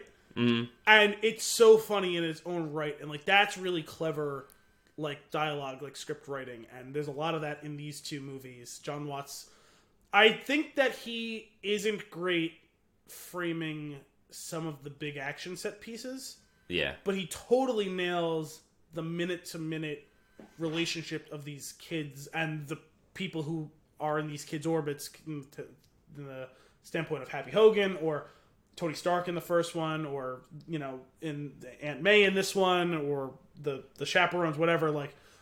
All of those relationships are well developed and are allowed to shine for what they are through the script, even if he doesn't totally nail the action. They're fine, but a lot of it's kind of ultimately they're not transcending what we've seen before, with the exception of. And that we'll get into a more post-spoiler, the one really trippy scene. Mm-hmm. Crushed that scene. Yeah. But the other big action sequences were kind of run-of-the-mill. They were fine. They weren't bad. They just weren't special. So, another person we need to talk about, pre-spoilers. Where I have always stood with Jake Gyllenhaal. I think so. It's probably similar to... Well, I guess... In more recent memory, you maybe have started to come around, but that's fair. A half a step behind where I was, because I feel like we started at the same point. Our timelines have just been a little bit different, and I really didn't care for him, and he's grown on me. And let me be perfectly clear. He won me over in this movie. Okay. 100% on board with him as an actor and his skill set. Well, it did sound like overall, maybe you didn't like it as much as I did, but it sounded like you did kind of enjoy Enemy and his portrayal of. I thought that's for that. That started. That's where it started to turn, and this cemented it. And because you know what it is, he's been typecasted as mopey, annoying guy for a very long time, and he's now become a completely different typecast. Yeah, psychopath. That he was so insanely charismatic in this movie. Did you see Nightcrawler? No, I want to now though. So what I'll say about this and that movie is. He's playing the exact same role, except he's devilishly clever in how he hides it in this one up until he doesn't need to anymore. Yeah. He doesn't hide it very well in Nightcrawler. You always know there's something wrong. Okay. Interesting. Yeah, I'll have to watch that. That movie was fine. Unfortunately, to a certain extent, the movie that I would most closely associated with was Good Time. Are you there? Are you there? Because you actually... It was a perfect timing for it, but the audio cut out for a second. Oh, I just said... Yeah. I would say overall it's a better movie than that, but there are, to my mind, a lot of similarities between the path that it charts and the tone that it strikes. Oh, ruh-roh. But one thing is it's a shorter movie and it's much snappier pace. Okay. It's ultimately I found it to be just more interesting than Good Time. But when you consider the character it's following, there are some similarities. Following just a generally bad person. Yes, and that it's the narrative is itself kind of a little bit more freeform. That's not tightly structured. Gotcha. That from those two perspectives, there are a lot of similarities. But I found I didn't really love Nightcrawler, but I did find it interesting, and his performance is very good. But when I was done watching this movie, I was like, oh yeah, he's kind of found a new way to repackage that character. Right. But in a much more charismatic skin. I will. That makes me more interested to watch it, even just from that lens. It's not a very long movie. It's worth you can knock it out quick, and it's like, okay, like that was interesting. I'm glad I watched it, and I never need to see it again. Like, gotcha. So one of the notes that I had was that the movie has a slow start, and I will say that it's intentional. It has a slow start, but more importantly, are we still pre-spoilers? We're pre-spoilers. Is it spoilers when we're talking about the first sequence of the movie, though? I'm not going to get too far into it. I'm just going to say it starts. I'm not going to describe it at all. The movie starts off slow, and the reason and the effect that it has is your bearings are. It's knocking you off balance a little bit because that's how you're supposed to be right now after Endgame. Well, that's how Peter is after Endgame. Yeah, right. It always catches me by surprise that they can do something that puts me into the emotional state that I need to be in to appreciate where the rest of the movie is going. Well, the reason I wanted to bring up the specifics of and I guess I can still be pretty vague about it then, is it literally starts off with a in memoriam for the heroes we lost in Endgame, which was fucking incredible. Mm-hmm. And there's two specific parts of it that I really want to talk about. So, we'll get into it real soon. I have two more notes that I need to make before we get into spoiler territory. Lots of twists and turns in this movie. Mm-hmm. Some predictable, some maybe not. I was gonna say I don't know that many. Maybe, there are very few. I feel like that weren't predictable, or at least like you could figure them out like just before they happen. I will say a lot of the predictability goes along with your own personal mileage of what you know about the history of Mysterio in as many different forms. Agreed. And then the other piece is not related to the movie itself, but my viewing experience. And here's a little insight into how shitty the island I grew up on is. There is just to be clear, its origination was literally to be the dump for all of New York City. So, you might not be familiar with Staten Island. You might not be familiar with Staten Island Bros. What, you mean everyone in the world hasn't watched My New Haircut? Oh, you mean that documentary they made? It was a documentary. So, if you haven't watched that, just go ahead and Google that before I tell this story. I was going to say, if you're, like, because we're both, you're just over 30, I'm not quite 30, like, if you're 10 years younger than us, and for some reason you've stumbled upon this monstrosity of a show that we do, look up that video, because it literally would be before your time, and it's only referenced in the way that we did, like, oh, that video, My New Haircut. Look up My New Haircut. It is a great way to spend 8 minutes. And it will give you everything you need to know about Staten Island. You know what's funny? I'm glad that we went on this, because I was about to get into it and realize that there's a portion of this that actually relates to spoilers, so I can't do it until we lift the veil. Okay. So let's lift the veil now, so I can finish the story, and then we'll get into the beginning of the movie. The veil has been lifted. We're spoilers here on out, folks. So there were people, shouting stupid things here and there, laughing obnoxiously, like, it wasn't a real laugh. Like, stupid things like that. That's a fake laugh. Yeah. It was the realest, most sincere laugh I've ever had in my life. Just, anything to get attention. That's pretty much... And the movie theater was full. And at the end of the movie... we'll probably get into this a little bit deeper later, but... Talos and his wife... What's his wife's name?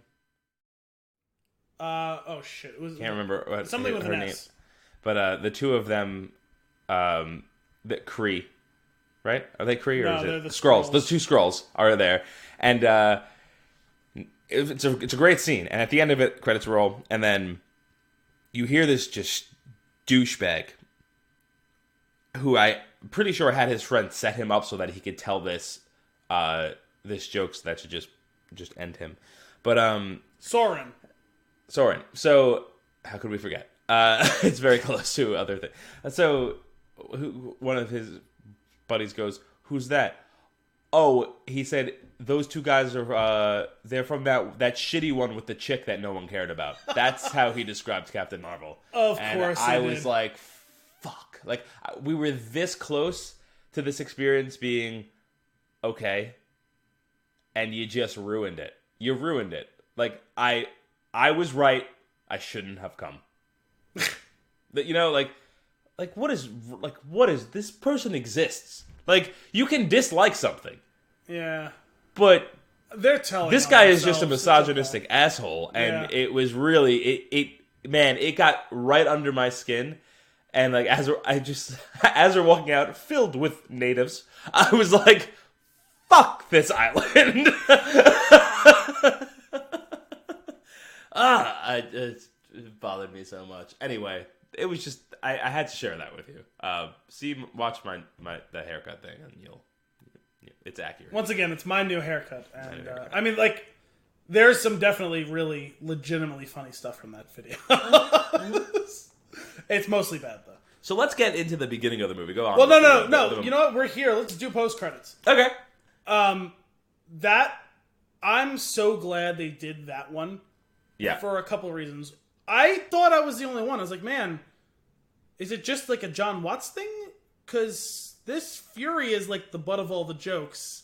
That's not really like he's had his moments of comedic effect. Even he was the butt of some jokes in Captain Marvel, but it's a different experience because it's a different Fury. He's a very young Fury who hasn't seen some shit yet. You know what I mean? Yeah, and to a degree, the performance almost felt phoned in a little bit.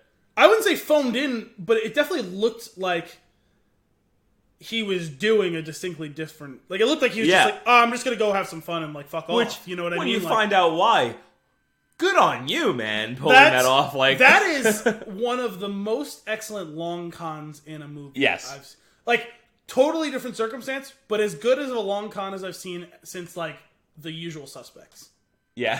when they revealed themselves in the car, I went, wow, this makes so much more sense. That's so good. Now, when they call in to Nick... Do you think that he was like, I don't care how we do it? This is Samuel Jackson. I don't care how we do it, but I want to wear the fat suit. Do you think that's what happened? Oh my god, that was him in front of I was just a little disappointed he wasn't on an actual beach. Like, man, make the most of your vacation. Like, get some actual sand between your toes. Like, get some real sea breeze going. And like, man, it's like CGI. Like, that's not great. That was awesome, though. So that's one of the post-credits thing. The other one, first of all, this one re-raised the fucking bar, because it's been a while since we got really excellent post-credit scenes. I mean, there's been good ones, but, like, to so consistently, like, nail them like this, for two things. One, just the overall quality of them. Two, their import on the larger, like, world of what's going on here. And three... both of them being real, genuine surprises. Like, a lot of them, you kind of know what's coming. Hang on.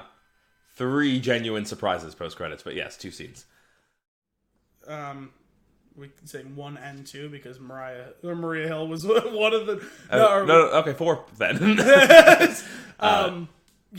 So, first of all, I love that in the swinging of Spider-Man that it's not clearly a mannequin this time.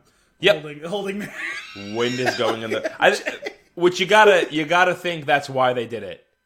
Yeah. Like, to a degree, right? Yeah. No, and it's cool because they finally gave us... I didn't really think about it, but it was kind of cool the way they said it.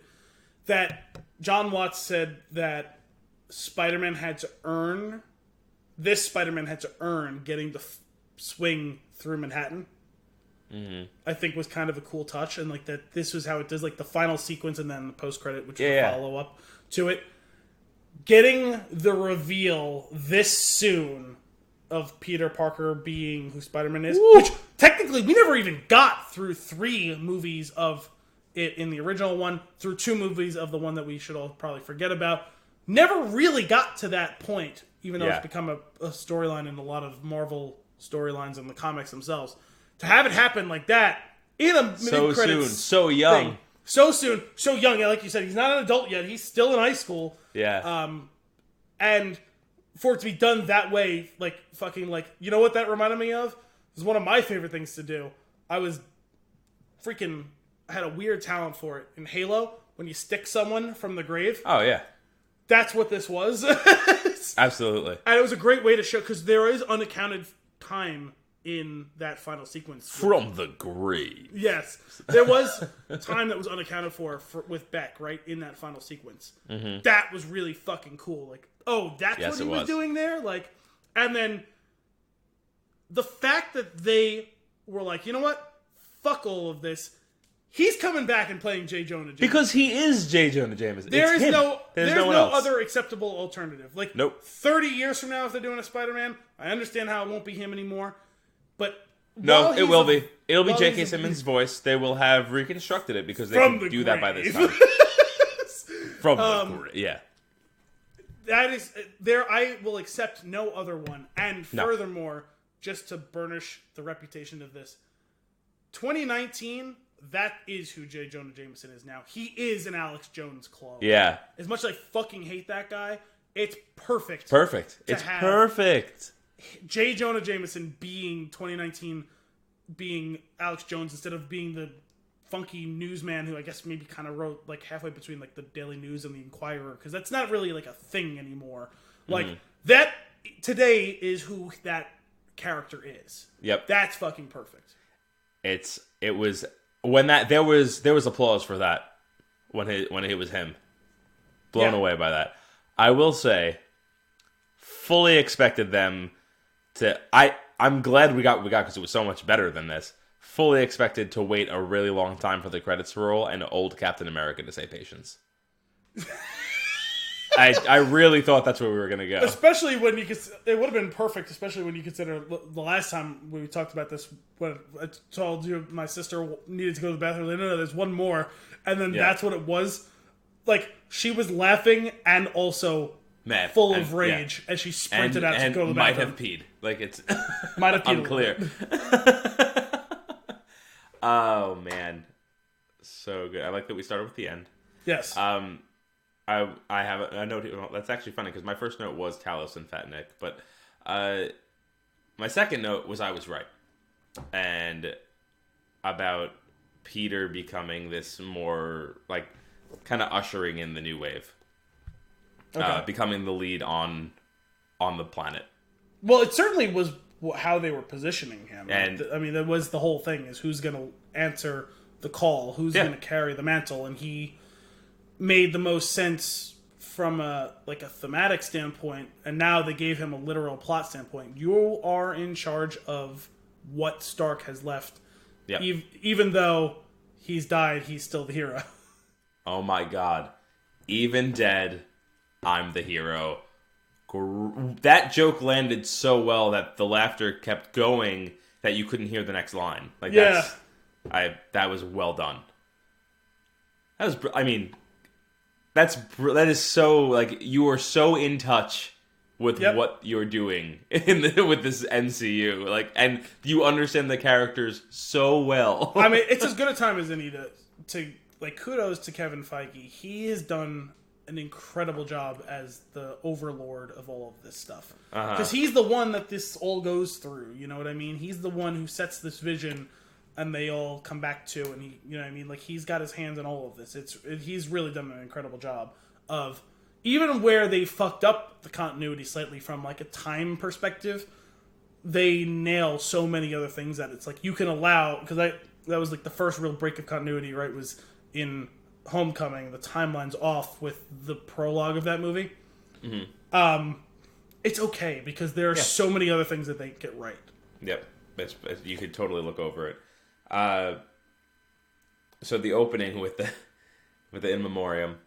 Oh my god, I loved that whole everything about it. Showing the before and after footage of the kids disappearing from the band. That was amazing, and then them all coming back is incredible. Yep. The awkward in the middle of the game. the awkward like In Memoriam stuff, and then the absolute fucking cherry on top of the single candle burning with Getty images clearly plastered on the screen. It's like, wow, this is every high school thing ever. It reminds me of that meme of, I have a passion for graphic design, and it's the PowerPoint screen that everyone is like from who like played with like Microsoft Office like 2003 like knows. with like those like fucking like colors like spewed together, and then like the thing's just like pasted onto it. So the fact I also love that they brought those two characters back that did the school news show. Yeah, I had forgotten that was a thing. I did too until I saw that. I was like, oh right, they did, and so awkward. But then one of them is finally starting to check out because they're graduating. Yeah, like that was really silly. I don't understand. When I disappeared, I had a younger brother, and now he's my older brother. What? I like that was a fun way to introduce a character into their class at the same age. Yes. Like, also, yeah, very subtle bit of world building too, right? Where like they like kind of like hinted at him, and then like he like shows up later, and like has some small bit of relevance to the plot. Oh, but it's great though because it's relevant as far as the high school movie is concerned, right? Sure. The high school drama, which is so great. The constant battle between him and Peter, and the occasional glare or thrown middle finger is perfect. The first thing I did when I got Edith was I accidentally tried to kill what's his name. Wait, you tried to kill him? Oh my god. Can we talk about while we're on it, like, because that was one of the things. It's like even he. Well, I couldn't remember his name, so I just wrote down fuckboy. Him getting shown up was so satisfying. That dude was really, really fucking creepy. Yeah. Like I got the whole I'm trying to get the girl and fuck you. Like totally understand that whole part of it, and I totally understand the idea of undermining your rival, right? But like the way he went about it was way too weird. Like, first of all, you walk into that situation with Peter and the weird Eastern European girl, right? Mm-hmm. And I understand you're confused, and also, you know, he's naked now, or nearly so. And it was a great setup. It was a great joke setup. Sure, but your first thought is snap a picture and run? That's not my first thought. Mm-hmm. Now, I might maybe, if I'm following the path of him of trying to like embarrass Peter, like sure, I might try and use that as leverage against him. But snap a picture and no, she needs to know the truth. That was fucking weird. Yeah. Being able to delete it from his phone though made me so happy. Oh yeah, I'm so glad that he did it, and it shows him up in the he's trying to like do it, and it's like, oh, I swear I had it, but then that was the one thing that really worked out for JB Smoove was at the end when he like says the whole thing. Don't be following people and taking pictures of them in the bathroom. It's not cool. That was one of his lines that got a nice chuckle. And all of them had something to say about it. The reoccurring witches lines were. Oh. That was. I'm a man of science. This is witches. This is so good. And it was actually one good like bit that like that what's the name had that Flash had, where even though he hates Peter, even he was like, no man, why would you do that? Like, no. Oh, when it was so satisfying when Peter accidentally knocks him the fuck out. And the fact that someone saw it was like, did you just punch out Flash? No, of course not. Even though he very clearly did. Oh man, it's so funny. So going back, we start to get the glimpse of May and Happy, which I'm so glad that Jon Favreau had a more prominent part in the movie. Yes, I want him to always be there. He just looks like he's kind of having the time of his life in some of this stuff. I completely agree. I weirdly had a few notes on him in this movie.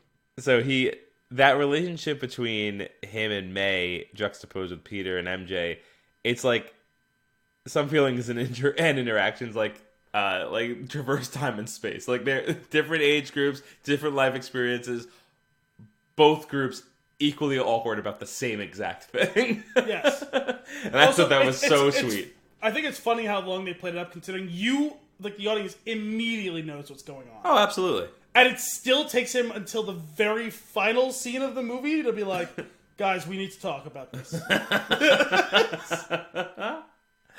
Oh man, it's adorable. And like you said, I'm glad that they gave him a little bit more run in this movie, because these movies so far, the Spider-Man movies specifically, or the movies with Spider-Man in them, I'll say, have continually positioned him with different father figures, right? Mm-hmm. It's Tony, and then with Tony gone, he's reaching out for another one, and Fury doesn't have the compassion, or at least Fury, as played by Talos, as played by Ben Mendelsohn, doesn't have the compassion for it. It doesn't have the compassion for it. Right. Or maybe doesn't have the time for it in this moment. And Quentin Beck does. Obviously, it's all a scheme, but he latches on immediately, and he feels like he's getting what he needs, even though it's ultimately a betrayal of him. And he's not looking for it from Happy, but Happy knows that he needs it and knows that he can't give it as a father figure.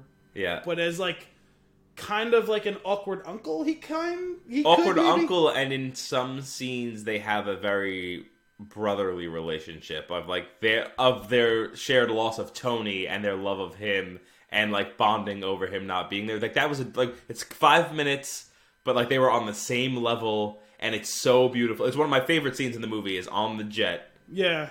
In that that's why I scene. said awkward uncle, because the age gap is too big. So it's like it's Peter's father figure has been killed, and it's Happy's best friend, his brother, essentially, has been killed. Okay, yeah, you're right. It's more like an uncle. Yeah. But it's that I got chills in that scene when it hasn't been that long. I got chills when he puts the glasses on first off and looks like him, and then like he's doing all the motions, working with computers the same way with the same confidence. That little grin on Happy's face as he looks back. It's everything.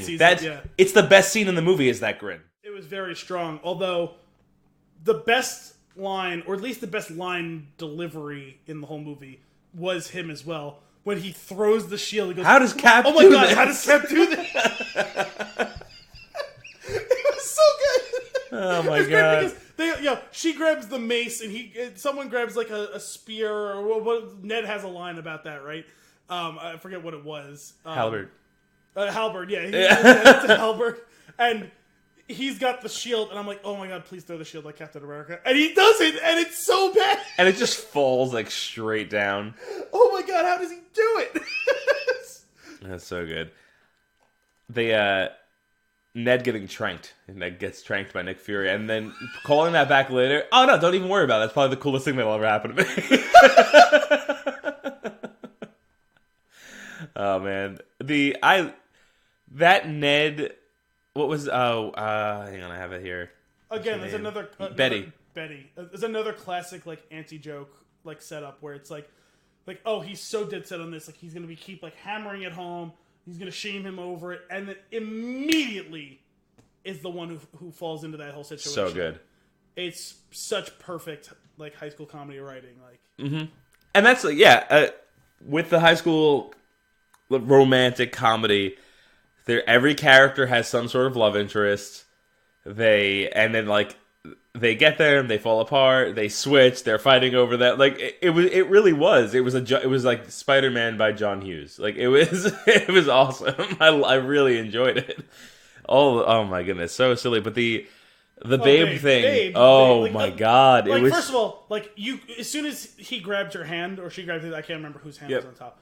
You're like, oh, okay, so that's gonna happen. I see where like this you is see going. where it's going, but for it to get to the point where they're already calling each other Babe by the time they get off the plane, and like Peter doesn't even know it's happening, and it's already it's Babe. You know what I mean? Mm-hmm. Like that is so perfect, because like if it had just come off the plane and it's like they're in a relationship, it's like, oh, when did that happen? Like that's funny enough as it is, but for them to be knee deep in it after a 6-hour flight, it was great.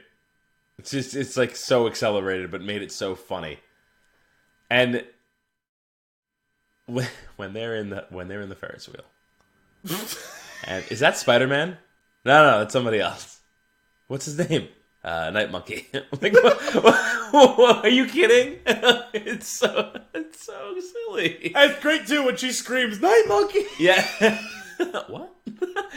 Actually, when he's in, someone yells it at some point. Someone else yells it at some point, don't they? Afterwards, because it's in the news that he's Night Monkey, because I guess they interview. It's when he shows up in Berlin, right?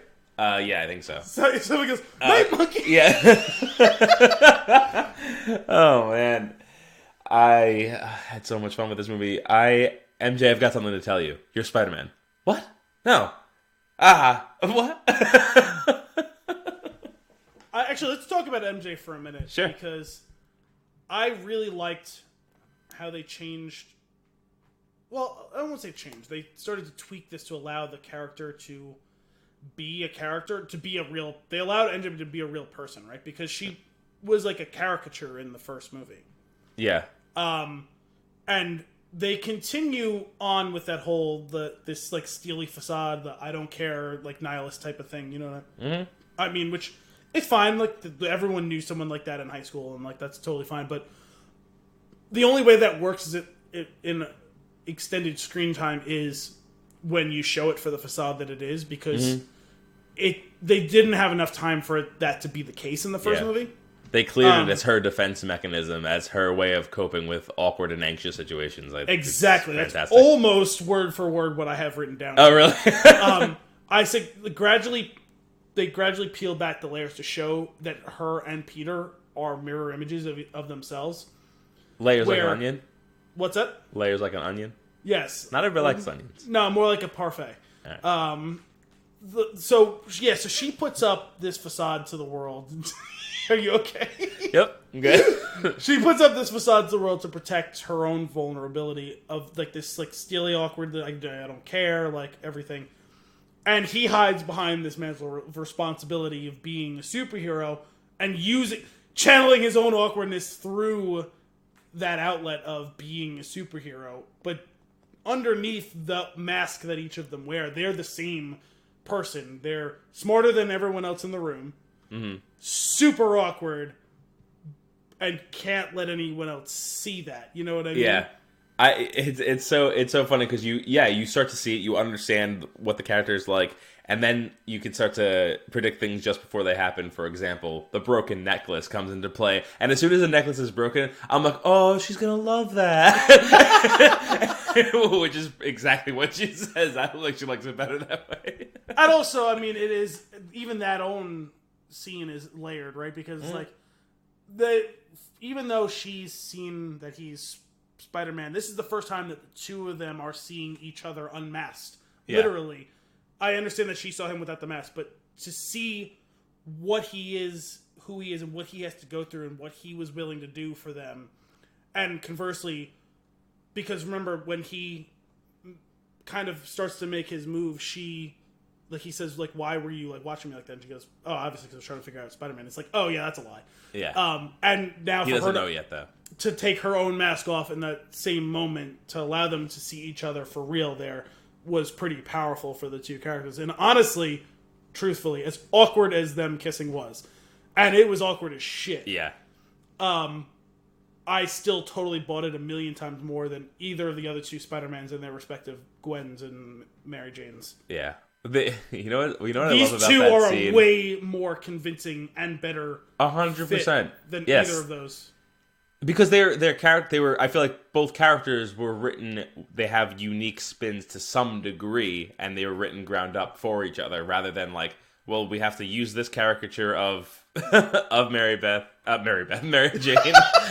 and this caricature of Spider-Man. Like they fit together. Like we don't have to work on that. Like that's just understood. But you know, it's funny, missed opportunity when he swings out the window in the hotel room, and she turns and looks. And like there's a smile on the face. I fully expected a new catchphrase type thing. Like if she said "Go get him, Tiger," I would have really liked that. But if I was maybe thinking just something, I thought she might have came up with some catchphrase. I thought that would have been cool. That scene. After watching this one, I was like, oh my god. This is so much, like, I can buy into this relationship so much more than either of the other two's relationships. They just, like you said, they felt like they were compelled to, like, go through those motions. And it was, I guess it was really mostly a failing of script. It wasn't an issue of chemistry of actors. No.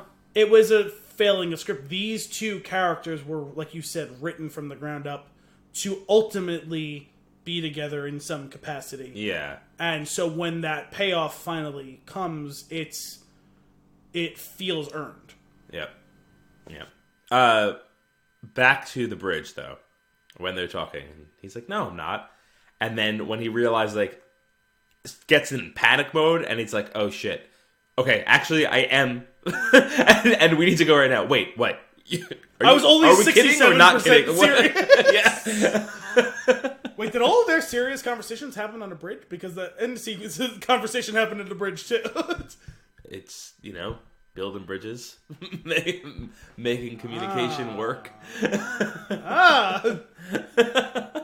Oh man, but that was really funny because he's just completely panicked and he doesn't know, so he just blurts it out. It's like, we got to move on to step 2 of this because shit's about to hit the fan.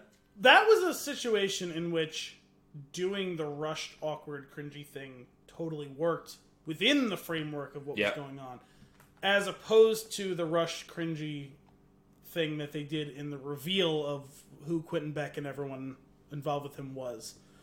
On the one hand, I totally understand why they did it, because it allowed them to take a 3-minute montage to get everyone caught up instead of something that could have taken about 15 minutes to explain. It would have been more organic, but it would have totally annihilated the momentum of the movie. Yeah, oh yeah, absolutely. So, on the one hand, I appreciate them saying, you know what? We don't have a great way to do this, so fuck it, we're literally going to have the Basil exposition thing here. Yeah, it's funny, we were also at that point, because of the way they did it, for those that somehow didn't know that this is where it was going, you basically had a whole movie up to that point. That was it. Well, you could have ended the movie there. The problem is they had such a great slow burn build up to that point where they went so long sticking to the bit that it's like, are they ever going to actually unveil it? And then they have a whole really solid actual villainous sequence over the whole second half of the movie. And the only way to take these two disparate pieces and fuse them together was with that really awkward patch. But I'm okay with it because those other two halves were so good. If they were just so good and we just we're trying to fit them together and we just won't fit together nicely, so we have to put this ugly seam on it. I'm going to take the ugly seam because I loved the other two halves. Yeah. Because if you'd found a way to make it... when I go watch the movie again at home, when I have it, I might go pee. Yeah. There's no doubting. It's awkward and cringy. Really bad. But if the trade-off was a more organic but less interesting story, I'm okay with this version of it. I completely agree. But it definitely was a little cringy. Yeah. Doing that tech, the concept of these drones with the projection, that was really fucking cool. It was, because that was the one thing I was wondering. I was like, how does Mysterio work in 2019? Yeah. Because when the character was first created in I don't know, let's say 1970s, I'm just guessing, but that feels right. That sort of thing makes sense for them. Yeah, it's just magic. It's fine. What we know about computers and all this stuff now is how are they gonna do this thing? Yeah. And building it off of this existing Stark tech that got more advanced. You're basically looking at also the invisible floating shield ships, right? Oh, but instead of making it invisible, you're projecting different image and doing all of that in different pieces and moving it independently. Well, the thing is, I kind of figured it was going to be something like that, but when they showed, because the thing is, you can have that fake image and the fake part of Mysterio fighting it, right? Mm-hmm. But when you introduce Spider-Man into the mix, it's well, how do you continue on? By giving it the weapons technology behind it as the underlying backbone. It's oh, okay, this makes sense now. That was really cool. That concept of building that out was fantastic. They didn't. It was cool to pepper him into an existing scene, the glasses. Yeah. No, that's what they say that they're using, but in my mind, the tech kind of leads more towards the ship tech. But anyway, the glasses scene and having Jake Gyllenhaal's character, what was his name? Quentin Beck. Quentin Beck. Having him off screen, that's kind of cool. Writing that in because they could safely do it, and then some other characters that were actually there, I think was a cool idea too. Yeah, the guy that was it Tobias when he like yells at him, Tony made this in a cave. Oh yeah. Wait, did you call him Tobias? I called him Tobias. I can't think of his name. Obadiah? Obadiah. It's that type of name. Yeah. Obadiah. I also sometimes it's also get those warm fuzzies of seeing an old scene like that again too, which is kind of cool. Yeah, and they drew pretty heavily on this, right? Because they showed the whole reveal from the beginning of Civil War, where he's watching the simulator thing as like a coping mechanism or whatever. Yeah, that was cool. Liked that. Liked the way that they liked what they were doing technologically. Didn't love. Same with you. Didn't love how they had to do the reveal, but even in the moment, even in the moment of watching it, I was like, okay, I get why they kind of have to do this this way. We're already pretty deep in the movie, and I clearly have a lot more to go. So it's basically this is the quickest way we can do this. So fuck it, we're just going all in on it. Yeah. And you know what? Just own it and then move on. That's what they did. And they did. Yeah, this is bad. Just deal with it, and we'll move on. We won't do something like that because everything else after that was fine. I want to circle back to before we leave for the trip, when Aunt May throws a banana at Peter's face. Alright, so this is where you're going to splice in that audio from Gianna, right? Yeah, so this is the first time we hear reference of the Peter Tingle. Peter Tingle! Which I think never saw that coming. In a million years, would have never thought of a joke around that thing because he was talking to Aunt May about the sensation that, and she calls it his Peter Tingle. Well, that was in one of the trailers. The Peter Tingle? Or the banana? Both. The whole, that whole scene, yeah. I don't remember hearing the Peter Tingle thing until I saw the movie. Yeah, no, I'm pretty sure that whole thing was in a trailer, but I didn't realize it was going to be a running joke throughout the course of the movie. The way that hits him in the face, you can just see, you know how mad you would be in that split second, and, just to see that on his face was so great. But yeah, and then Happy later goes, was it your Peter Tingle? Which, if it was having any doubts, that was as good a way as any to eliminate those doubts, right? Is him using the words Peter Tingle. Absolutely. And then later on, at the very end, when he focuses to use it, I think he says, "Come on, Peter Tingle," or whatever. Or I think he might have just called it "Come on, Tingle" or something like that. Let's do this. Yeah, he makes a clear acknowledgement. He's finally just giving in, it's happening. Let's just get it over with. Oh my goodness, that cracked me up. And that was also, it was really fun. They did two things. They leaned into the Spidey sense, which I thought was cool because it's the first real introduction of it with this version of Spider-Man. Outside of the one scene in Infinity War when the hair goes up on his arm. Yeah. Mm-hmm. Also, and his feeling when he knows that he's going before he's going.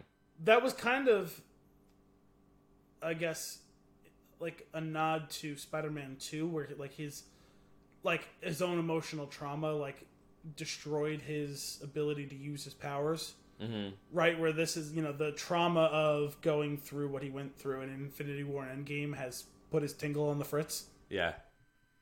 That's the worst sentence I've ever heard. 100% intentional. Oh my God. Unlike the Bones thing with Walking Dead earlier. So that was completely unintentional. We get actual focus on the Spidey sense. The other thing we got is this is the first time that he's run out of web so far since we've seen this Spider-Man. I'm pretty sure. Yes. And it's and it makes sense because it's the most that he's used it on screen. Also doesn't have a stock on hand because he's in Europe. Right. And oh man, when his suit's in the suitcase and they open the suitcase and he's like, and then the woman's like, no banana. That was amazing. Here's a fun fact. Do you know the whole bow thing? The what? When MJ learns the word or the phrase "beau" in Venice. Yeah. There's an inside joke in my family that we do this because my cousins were here. That is absolutely a thing that they say. Oh, really? Yeah. And it's kind of whatever. Like a shrugging thing. That's how they used it. And so somebody would ask a question and my cousin would know the answer and he'd go, "Boop." He did this a lot, like the week that we were with them. And when she says it, she's like, I learned a new phrase, and she says it. I went, oh my god! And immediately after the movie ended, I texted my sister. I was like, you are never gonna believe. But that was a lot of fun. So getting into some of those battle sequences, those crazy, like, inside and outside of the of the projection, when usually peeking behind the curtain makes things less cool, but it actually made it more cool. Oh, it was awesome. What about, like, so the first one in Germany, I think. Yes. When that's really the one that needs to be talked about, because that scene was really cool. That was nuts. And that was like, how do you make the crazy sequences from the cartoon work today? Oh, never mind. You guys got this. Drones. Drones. No, but like even the aesthetic of it, like they pull in some of the themes from Doctor Strange CG effects that they do, and some of the quantum realm stuff that they did. Like, you could just see it in the movement of different things, and like the expansion of like into multiple Mysterios, like, around things like that. Yeah, and then him being big, him being small, or whatever. Like, really cool. And the fact that it jumped between his different costumes. Yeah, that was awesome. He had his like BS costume from the first movie. Like, he had the one that he was wearing. Like, he had the he was wearing the Night Monkey one. It had his actual spider suit from from Homecoming. Like, all that sort of stuff. Like, jumping between all of those.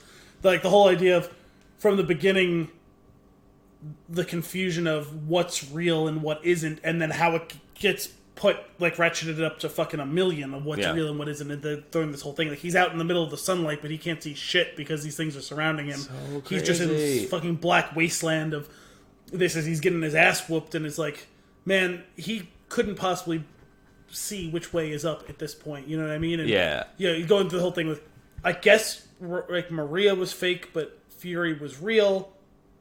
And then they play off the whole thing of Fury having gotten shot, but now Fury is fake and it's actually him, and it's all that sort of stuff. God. Like, that was crazy. When it happened, a lot of things were predictable. That whole thing got me, because when Fury picked him up, I did not suspect at all that it wasn't him. I don't know. It was like literally 3-dimensional. Yeah, and game. As soon as they got upstairs, I was like, Hill's not real. Like, that's like, I was like, that's where it's gonna go. And I thought he was like realizing it, and that's what he was. But it was still part of the show. It was like, it was the whole 3-part act, right? and then the fact that when you understand the scale, that's what it was, is the scale, right? Because like, I just assumed explodes. They were just bringing him to some other like random generic building. No, it's just like some random fucking warehouse, and they made it look like a whole fucking thing. It's like, oh shit, like, he's got like thousands of these drones. Like, it's so wild. And then doing so there's that hoodwink, and then like doing the getting shot by Fury, and then it's actually again another like the triple bluff, right? And then pushing him, getting hit by the train. I just was like, I couldn't keep up. I was like, no. What's happening? What made it so incredible is it's like, it was literally like a 3-dimensional shell game. Yeah. Where it's like, man, they've done this so much that it's not just confusing him. You are lost as well. They did a thing where after they did that, I went, man, how's he gonna win? Yeah. Well, there was literally only one way for him to win, and it was the Peter Tingle. Yeah, absolutely. Oh my god, it's so good. When later on, when Hill's on the top of the building and shoots the rocket down at the one drone that's gonna kill him, that's gonna kill Fury. It's pretty great. So that fight sequence, absolutely bananas. And then when we get into like the final sequence with all of the extra drones and the the in and out, pulling them apart, and then you start to see the illusion breaking, and then swinging in between the illusion and the like inside of like the safe space between it. Yeah. It was just like it was so incredibly done. And it was great too because they kind of like hinted at him like developing this new suit technology, but they don't really show you what it is. And even though he kind of like oh, like can I do this with a delay? And it's like, well, what is he talking about? And then they show, oh wow, he's not really being too secretive about this. Once you realize that like things going off, it's like, oh nope, he like that's what's going on there. Okay, fantastic. He just destroyed a whole swath of them in like one shot. Like, damn. What was he saying when he was jumping from each one? You're webbed. You're webbed. Like he was saying something along those lines. I forgot what he was saying. You're right. That was great, and leading into him being on like that, getting himself up. That was actually pretty cool. How he got himself up into the bridge, like that top area, that like catwalk type space. Yeah. Doing that like he like that. There was that one that was shooting upward. And he was using it to propel himself up, but like had to time it just right and get the thing. Oh yeah. That was very cool. And then they got me. They got me again at the very end when you hear the gunfire. I was like, wait, what just happened? Like, and it's still an illusion. Yeah. But he caught the bullet. Like, oh my god! Like, I was like, ah. Afterwards, I just like needed to catch my breath. I was like, oh my god. Oh my god. And then they do the post-credits thing, they reveal that it's him, and he goes, oh, and then ending it on the F as the credits cut in and changed the sound was perfect. Especially because it was the same way they ended Homecoming, right? Was it? I don't remember what the final... It was the same way that they ended Homecoming when Aunt May walks in on him. Yes, you're right. And that was how she found out that she was... Well, I think where she said, what the fuck? But it cuts her off. Oh, she does. Yeah. Yeah. What the... And then it cuts it. Actually, I think it was probably pretty cool that they skipped right through the whole... It's just like, we don't need to go through any explanation. She knows. Yep. She's totally cool with it, which, like, that's kind of cool, right? Like, I liked that a lot. I figured it would be kind of like a give and take where, like, she understands it and respects it, but is still afraid. Instead, she's the one pushing him to... No, you're going to forget your suit. Like, hey, come be Spider-Man at this charity thing I'm doing. Like, she totally is on board with it, which is not something... I expected there to be kind of, like, a moral, like, quandary for her to be in with it. You know what I mean? Like, hey, I totally get it, and I appreciate it, but also you're my 16-year-old nephew, and, you know what I mean? Like... Yeah. No, and instead, she was fully on board, like, start to finish. But, like, bring your suit with you. Like, yes. And then sneaks it into her suitcase, which was, had the initials BFP on it. Ben Franklin Parker, I think, right? I think it's Franklin. I think so. Yeah. Technically, they still haven't in any way, shape, or form even addressed it other than like those initials. Yeah, that's really good because the audience is tired of it. Well, it's the same thing that we said we don't need to see him becoming Spider-Man again. We technically really don't need to see Uncle Ben die again. We kind of know it, especially when you consider how ham-handed was in the Amazing Spider-Man ones. Like not Uncle Ben dying, the whole thing with the parents way more so. You know what I mean? God, it was just bad. That part of it is just bad. Yeah. The first movie is fine. Yeah. But that part of it's bad. But the Tony kind of took the role of Uncle Ben, right? The guy that he watched die, you know what I mean? Which, although technically if you consider that whole thing did happen in an unspoken of thing, man, he's watched a little bit too much death of father figures. Oh, yeah. He's completely screwed up at this point. Yeah. But, man, what a good time this movie is. Yeah, really, I was surprised. I was worried they wouldn't. When it comes to sequels, you just want them to match the energy of the first one. And this one exceeded it. And we both really liked that one. And this one even outstripped it fairly substantially. Yeah. They did an incredible job. And it's not perfect, right? We acknowledge like the cringiness of the way they stitched those two things together. And some people I think really liked. I think I'm of the opinion I liked that they were all connected to Stark in this sense, but maybe people didn't like it, and that's okay. I could understand being on either side of the aisle of that one. Sure. For me, I think it made sense if we're going to tie this movie specifically to his relationship to Tony, having to atone for the sins of the father makes sense in this case, right? Because it was really not that bad of all the sins of Tony Stark. This one doesn't feel that bad, and he still has to take up the mantle for it, and that's okay. And that's how he was having trouble becoming that role, right? Filling the void that was left behind by him. Mm-hmm. And this is a way to make it okay for him. Yeah. I liked that bit of it. Yeah. I guess it'd be a valid criticism to say that both the villains he's faced have been cast-offs from their own issues with Tony. So it's technically twice now he's had to, again, atone for the sins of the father. But, I don't know. I feel like that's kind of a nitpick. You know what I mean? I don't necessarily agree with that for Vulture. Well, again, Vulture was displaced by S.H.I.E.L.D. and Stark Industries and felt that he had this thing. That's why he's attacking the shipment of Stark technology to grab more of that stuff to be his golden parachute and all that. And it's below. Remember, stay low since you're the local neighborhood Spider-Man. So this was off of Tony's radar, and he's the one who's got to clean up the mess. Well, I guess what I mean by it is like it's more. I feel like the stakes are more personal in the second movie. Well, actually, I would say the other way around. It becomes personal with personal. Tony. Oh yes, no, but I was going to say the stakes between the villain and Peter were more personal in the first one. Mm-hmm. Absolutely, in the second one, the bad guy's just a psycho. Yes, well, he in reverse order, he actively targets Peter, not for Peter himself, but for what Peter holds, right? Because, like he said, he actually really had nothing against Peter. It does actually seem, before he goes full psycho, that he genuinely likes it. I understand he's putting on a facade early on, but remember, like, the scene when he goes, I hope you're when the guy who was yelled at by Obadiah Stane fucks up, right? Tobias. Loses the camera. Yeah, that's Tobias Stane. When he says, I hope you're happy now I have to kill Peter Parker. Yeah. Like, and that's on your head. yeah, like there was genuinely it started as like a whole ruse, but he genuinely goes to like the kid, right? Mm-hmm.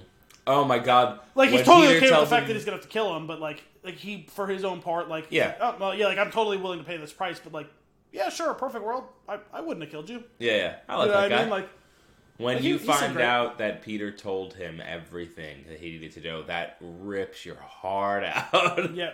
I just told MJ Ned. No! It's like, man, you are so gullible. Like, he goes, I mean, like, smart as a whip, but God, just naive. Like, yeah. Oh, man. I just want to watch it again, man. Very good. It's the type of movie that I would consider watching again. When I was done with it, I was like, oh, I kind of wish it was still going. Like, dive back in. I'll probably see it one more time before it leaves theaters.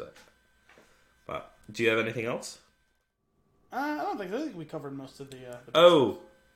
One thing I was curious. Oh, it's actually two things. So, is Mysterio dead? I assume so. So I'm just curious. So they've set up. He would have been the third of a Sinister Six that they've introduced. So I'm curious if I guess it doesn't have to be him. Wait, the third? Scorpion, Vulture, and Mysterio. Scorpion wasn't in this. He was in the first movie. It was Scorpion. The guy that's in prison. He's got the tattoo on his neck. Because he hasn't had any powers. Although, I guess technically 4 probably, right? Was Shocker one of them? I don't know if he's in. I don't think he's one of the Sinister I know Six. he's one of the Spider-Man. Oh no, I think he might be. Familiar with from the video games. He was a pretty common one in some of the games. So I assumed that he probably was part of the Sinister Six, but I don't actually know. Actually, that might be a hint then, because that guy, the Shocker character, kind of changed. Right? It was just like whoever was using the equipment. Yeah. Was it Electro? I think Electro is part of the Sinister Six. Oh, okay. I believe. Electro was the one that Jamie Foxx played, right? I guess it could be really anyone. They could do any six, six. I'm sure. I mean, I assume Doc Ock would be one, but I don't know if we're ready for another. So they might not ever do it either, because I know there was also that Well, people were asking about it after the movie, and Feige was very ambivalent about it. Yeah.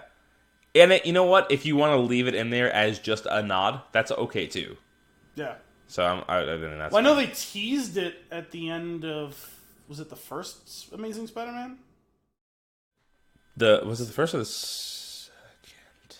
I think it was the end of the first. It might have been the first one. Yeah, they definitely did. And there was a Sinister Six movie on the books at that point. Yeah, and they killed it. Yeah. Rightfully so. Mm-hmm. All right, so that was one question, is he dead? I'm going to assume so because, it seemed like he was going to have a chance to walk away, and then you realize the illusion, it ends with him, kind of choking out his last words. And yeah. Well, to that point, I think that Jake Gyllenhaal's character is dead, but that guy took that flash drive. I don't know, what he can do if he could. Who took a flash drive? The one that put the message together. The guy that Obadiah was. I just assumed that they kind of wrapped him up. I have viewed that as a type of thing where I assumed he had some sort of with the capabilities of Edith and everything. I just assumed that it was like a poison pill where it was if he died, it was just going to send itself to the internet. Well, no, he constructed it. That's why you see him take that flash drive out at the end. Did he? I forgot about that. He pulls the piece. So that's why I say that theoretically anybody can because it's just the illusion. It could be a different person. So there's that. So the concept of that character might not be. Although part of it was the whole theatricality, him being a stage actor. You know what I mean? True, but somebody else was writing it, and I don't know, they can get somebody to fill the role. It's true, but he had the big vision and those had the direction and action part of it, the acting part of it. You know what I mean? Yeah, that's fair. And again, I don't think it's necessary for them to bring it back. The other thing I wanted to touch on was the mention of a multiverse and then it not actually being the case. Yeah, which I kind of had always figured was going to be the case. Mm-hmm. Now, I have seen it go back and forth a few times, and I still don't know what the actual answer is. People have asked John Watts a bunch about whether or not it's real, and he was kind of didn't really say. He's like, oh, I like the idea, it could be, and it's totally on in the cards as a possibility, but I wouldn't necessarily. This is 100% confirming it, but then people ask Feige about it, and I don't know what his answer was, whether he confirmed it or not. I meant to look into it, and I just didn't get to it. So, anyway, that was just something I was curious about. I feel like just the fact that they mentioned it and nodded to it, whether or not it's real, I feel like that alone means they're open to the concept. So, well, they're definitely open to the concept. Otherwise, they wouldn't have introduced it even as a ruse. And a lot of people are speculating, whether this is right or wrong, I don't know, but a lot of people are speculating as that's the way that they could go about introducing the Fantastic Four and the X-Men eventually. Because otherwise, they've done enough skirting of where Captain Marvel is in the past, right? This and that. Yeah. It's hard to hide all of those characters in, they were off doing this other thing while everything was going on, you know what I mean? Mm-hmm. Yeah. It'll be interesting to see where they go. I'm confident that whatever they do, I'll enjoy it. But too bad we didn't have Brian for the Sinister Six talk. I feel like he would have had more insight for us.